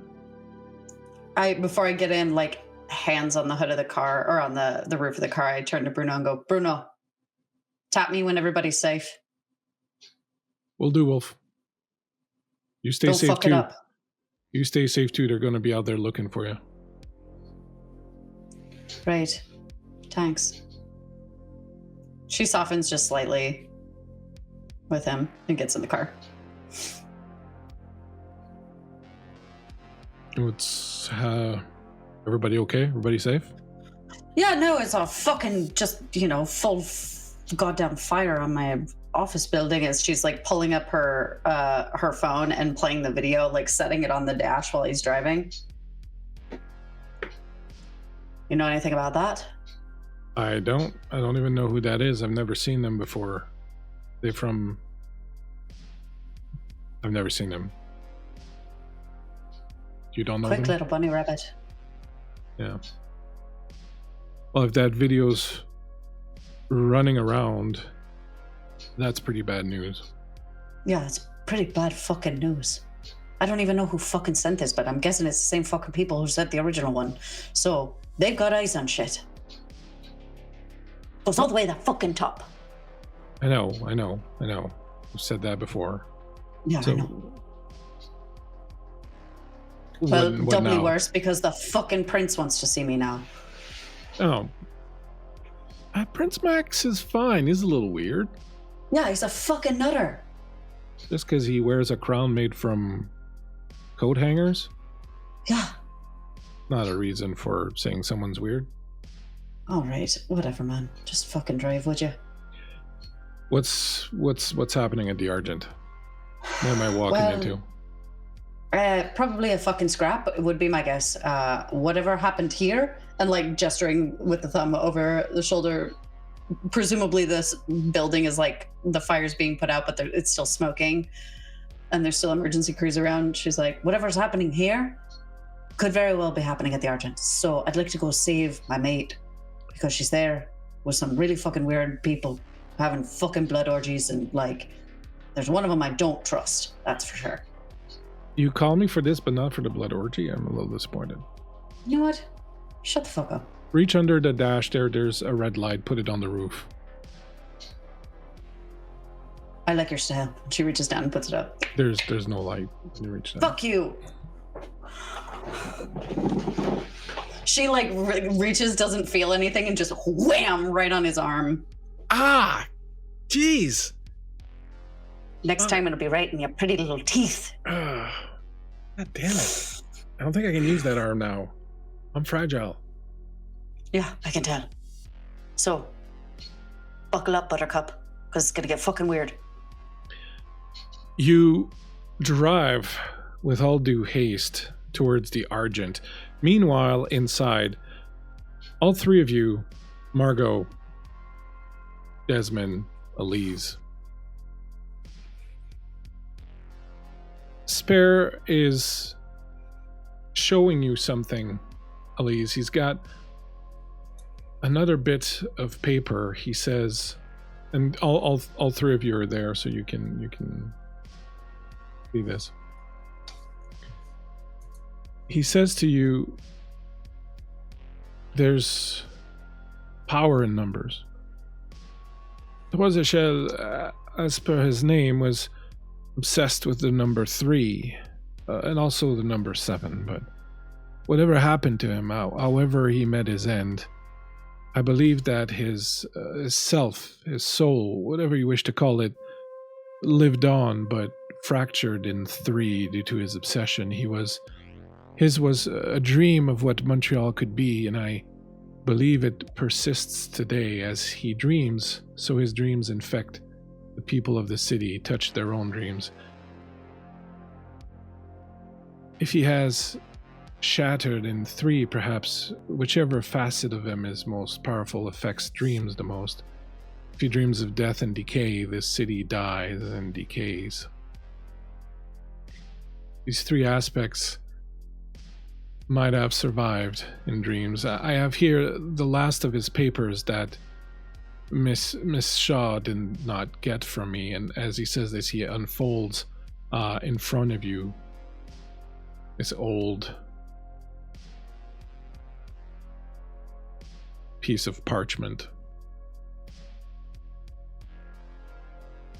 He distilled his thoughts into three aspects: grâce, luxure, and le fléau, or grace, affliction, and debauchery. And at the core of it was the void, or nothingness. These three aspects might have survived in dreams. They might even have taken on a physical form in this world. As they wage metaphorical war with each other, they affect the dreams of the citizens, which in turn decides what becomes of the city. Something about you, Elise, has drawn his servants back to you. The ritual etched upon your skin is mighty and has summoned those who in some way descend from the blood of those who were once his disciples.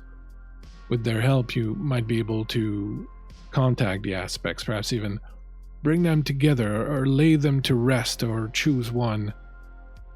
Magic, real magic, Elise, is ultimately powerful and can shape and reshape the world at will. Magic is the paintbrush of gods, able to sunder mountains, crack skies, and raise the oceans. It can redraw everything. Toisechel was very powerful, and even in his death, he continues to shape the city. I believe that in this lies the answer to what you seek, but it is beyond my means to understand, beyond what I have told you.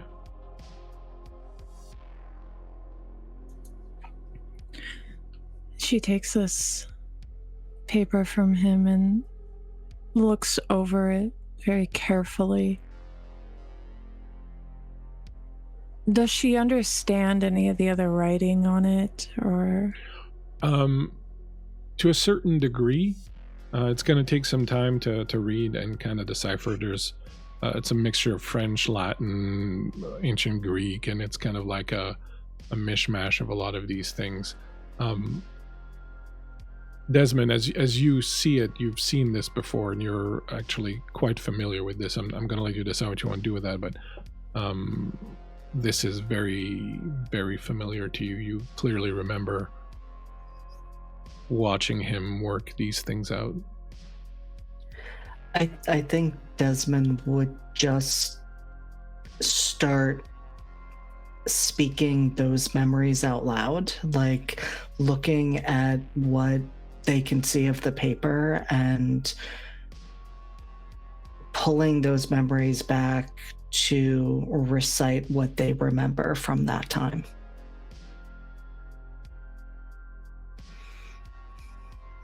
And then he would kind of pause and look at Elise. How did you stumble into this? How did you become a part of this?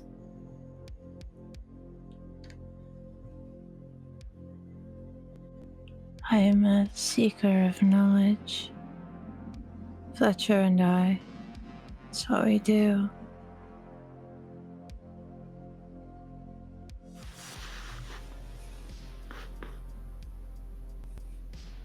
She seems hesitant to further explain. You can feel that hesitance in her. How do you know about this? Because I was one of his 7.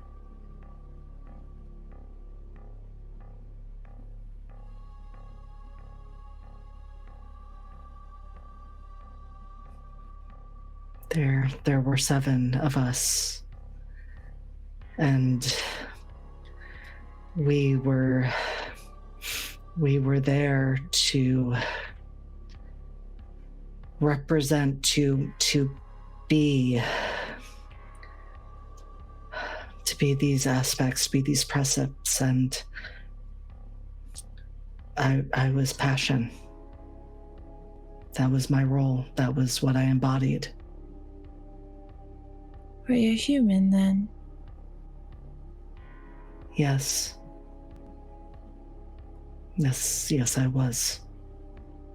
When she asks this, as you're answering, you'll see her swipe the blood from her face. It's your blood from drinking you earlier. She was sloppier than usual.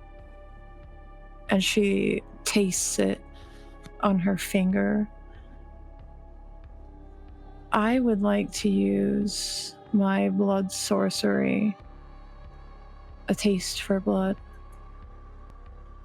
I am now deeply, deeply curious about our Desi. Go ahead and give me the roll. Yeah.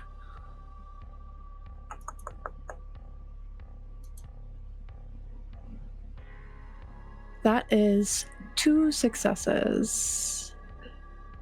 And if I remember correctly, you get the clan, the name of the person, and the name of the sire. Is that it? Let's see. No, it's not quite that much. I think I have to do the ritual, the whole ritual for that.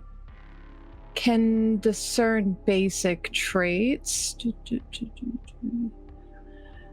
Oh, cool, vampire. Can determine blood potency.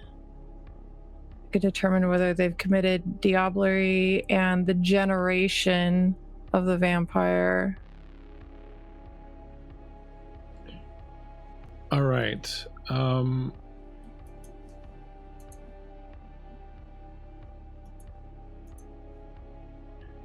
So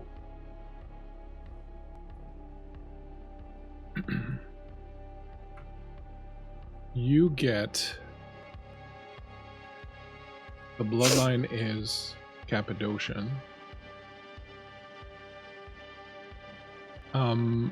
What's your generation, JD? I can't see it on your card sheet. That is a great question. Let me remind myself of that answer. I can't see that on my sheet either, so give me 2 seconds to figure out where that is. Well,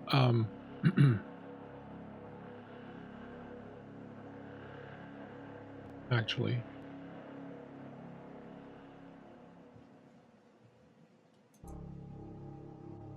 why isn't that just written on the character sheet? Unimpressed with it. I'll tell you, I got another way of finding it.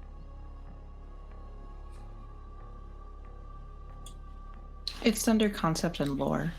Thank you.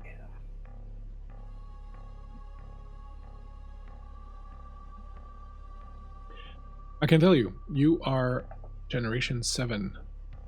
You have a blood potency of 3, which is very powerful. The blood Elise is nearly 1,000 years old. What does Elise know of the Cappadocians, if anything? You definitely know that they were exterminated in the Dark Ages. That the Giovanni rose up. That they were kind of a bloodline of the Cappadocian. They rose up. They diablerized Cappadocius. Not Cappadocius, but they diablerized whatever his name was, the head of the clan at the time, and that they annihilated all of them. Give me at least a intelligence plus occult roll. Yeah.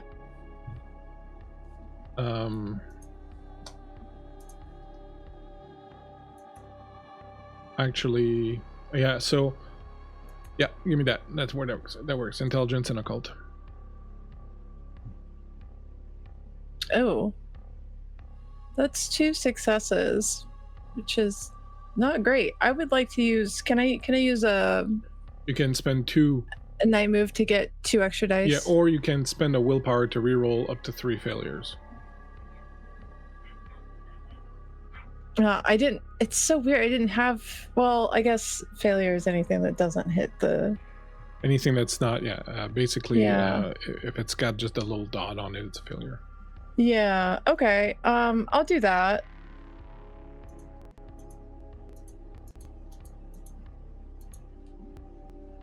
Okay, so that's 5 total successes. Okay.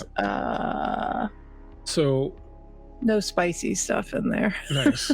On top of that, you know that something happened around September last year in Venice, where there was a group among the Giovanni. There was a group called the Harbingers, who killed the leader of Clan Giovanni, Augustus Giovanni.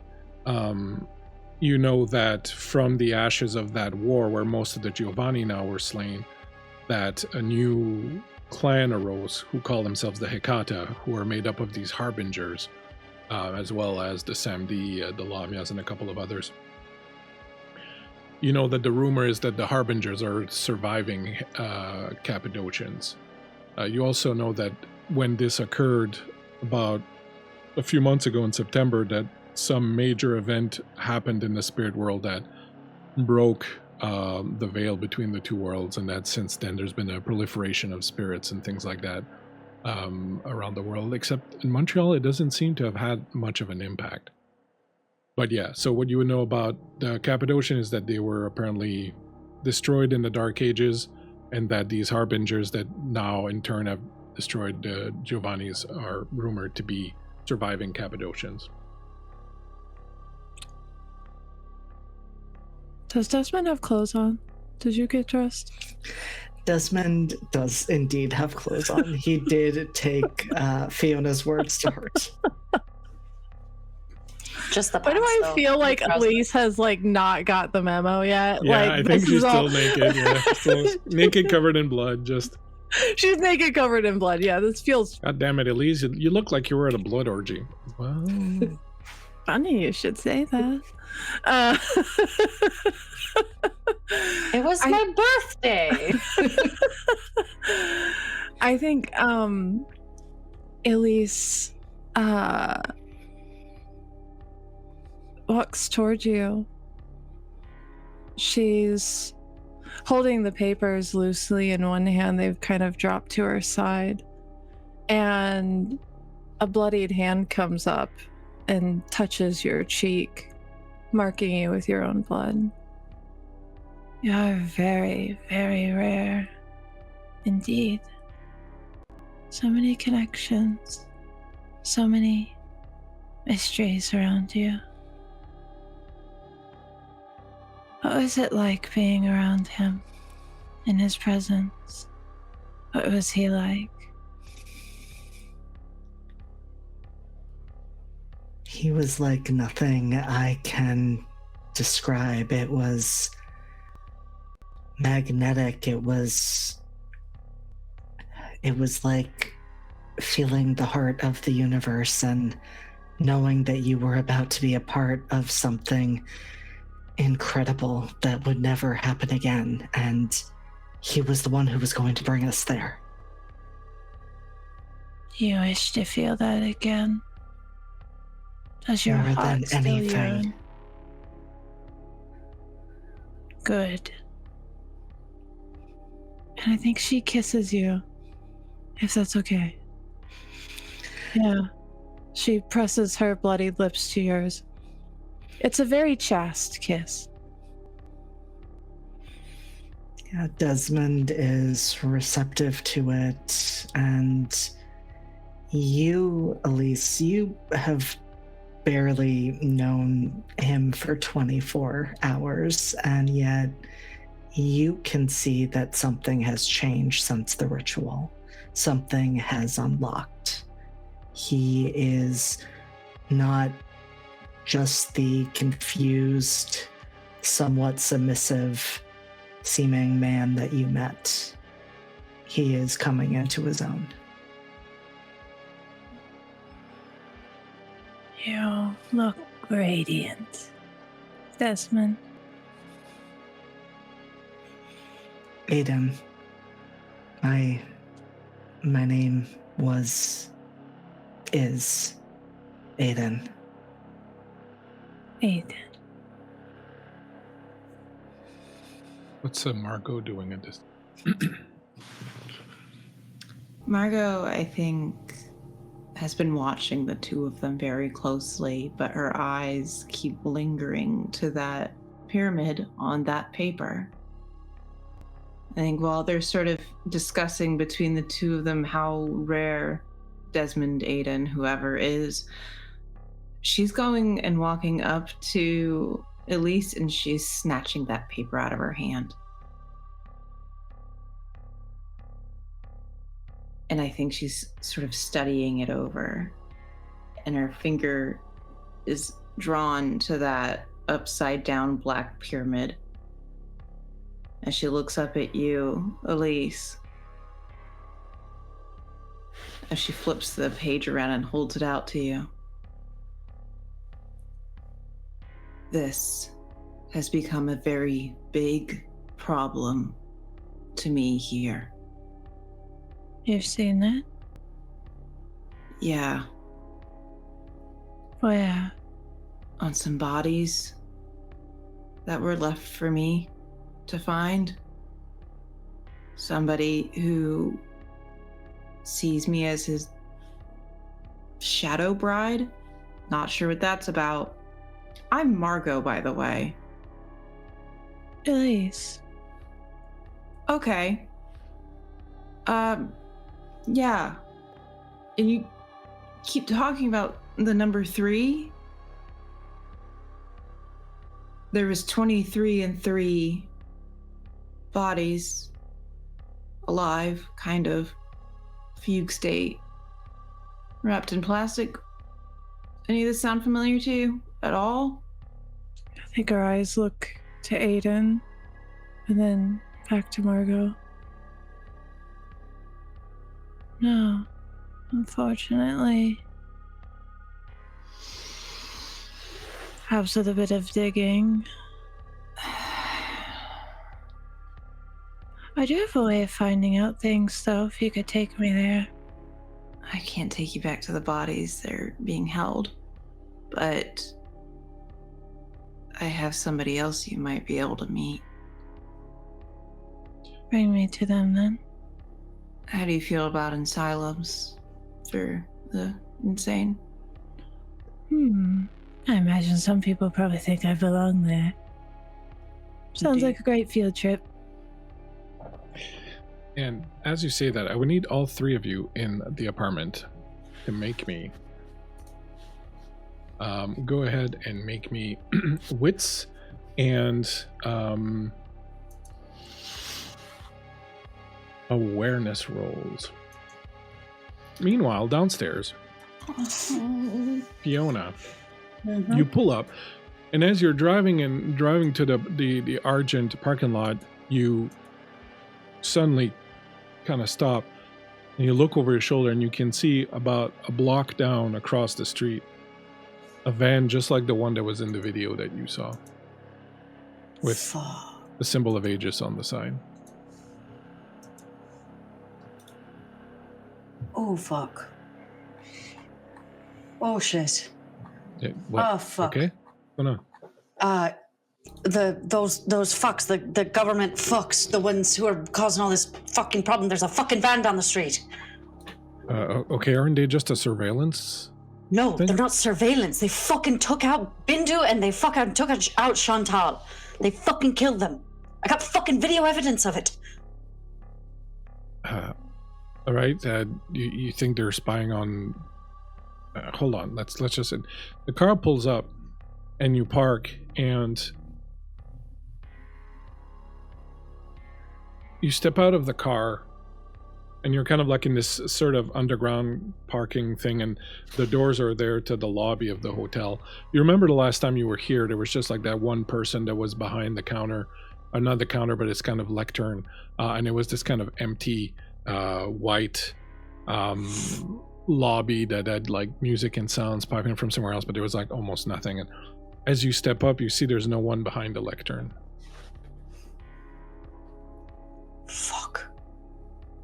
Costa, Yeah. do you have a gun? Do I? No, this is Canada. I don't have a gun.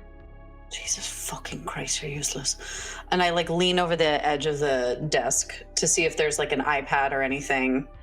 Yep, there is in fact an iPad. She's gonna just like she's looks at Costa and says, just watch the fucking door, all right? And here, reaches into her boot and pulls out a knife and hands it to him. Just use it if you need it. Aren't you gonna need it? I'm good. And she hikes up her skirt a little bit, and you see that there's like 3 strapped to her hip right there. Jeez. What? Come No, prepared. nothing. All right, I'm watching the door. Stick them with the pointy end. And she goes to the iPad and like takes a look at it and sees if there's like any records or if it's open or anything. I took fencing in high school. No, for fuck's sake. You open it up, and when you tap on it, the screen goes blank, and then this image of a shield comes up. Oh, fuck. That's not good. She's going to take the back end of the knife, the pommel of the knife, and smash the screen and pry it off and take the SIM card out and crack the SIM card and toss it, and she's going to run up the stairs. You head off towards the stairs. Costa's like, am I still watching the door? No, you come with me, you stupid fuck. Inside, what did we get on our awareness rolls? 2 successes? I got 3 successes. 0 successes. No, JD, I move! You hear outside kind of like a scratching at the door. JD, you don't hear anything. But you hear kind of like a scratching at the door. Very, very slight, very brief, almost kind of like a cat doing like a one scratch kind of thing. Vico also kind of turns. Oh yeah, Vico's here. He looks over and walks over to the wall, and it's one of those glass walls, and he puts his hand on it, and like this computer screen sort of appears, and he taps on it, and you can see an image of the lobby. You can see there's no one behind the lectern. Like there's always supposed to be someone down there. Is there a peephole? Yeah, there is. I'm gonna tuck that paper away into my pocket. I just stole it from you, Elise. Sorry. And I'm gonna go up to the peephole to look at it. As you go up to the peephole, you all hear a kind of like sound of something winding down, and suddenly all the lights in the apartment go out. And if you remember, there are no windows here. The windows are screens that show the night sights outside in the upstairs world. So right now, everything goes into complete darkness in the room. What do you do? Each tell me, you get one action. Tell me what you do. You're going to the people. That's cool. I'm going to tell you what you see in the people in a second. Okay. I think Elise looks at Aiden and says, "Is there an exit out back?"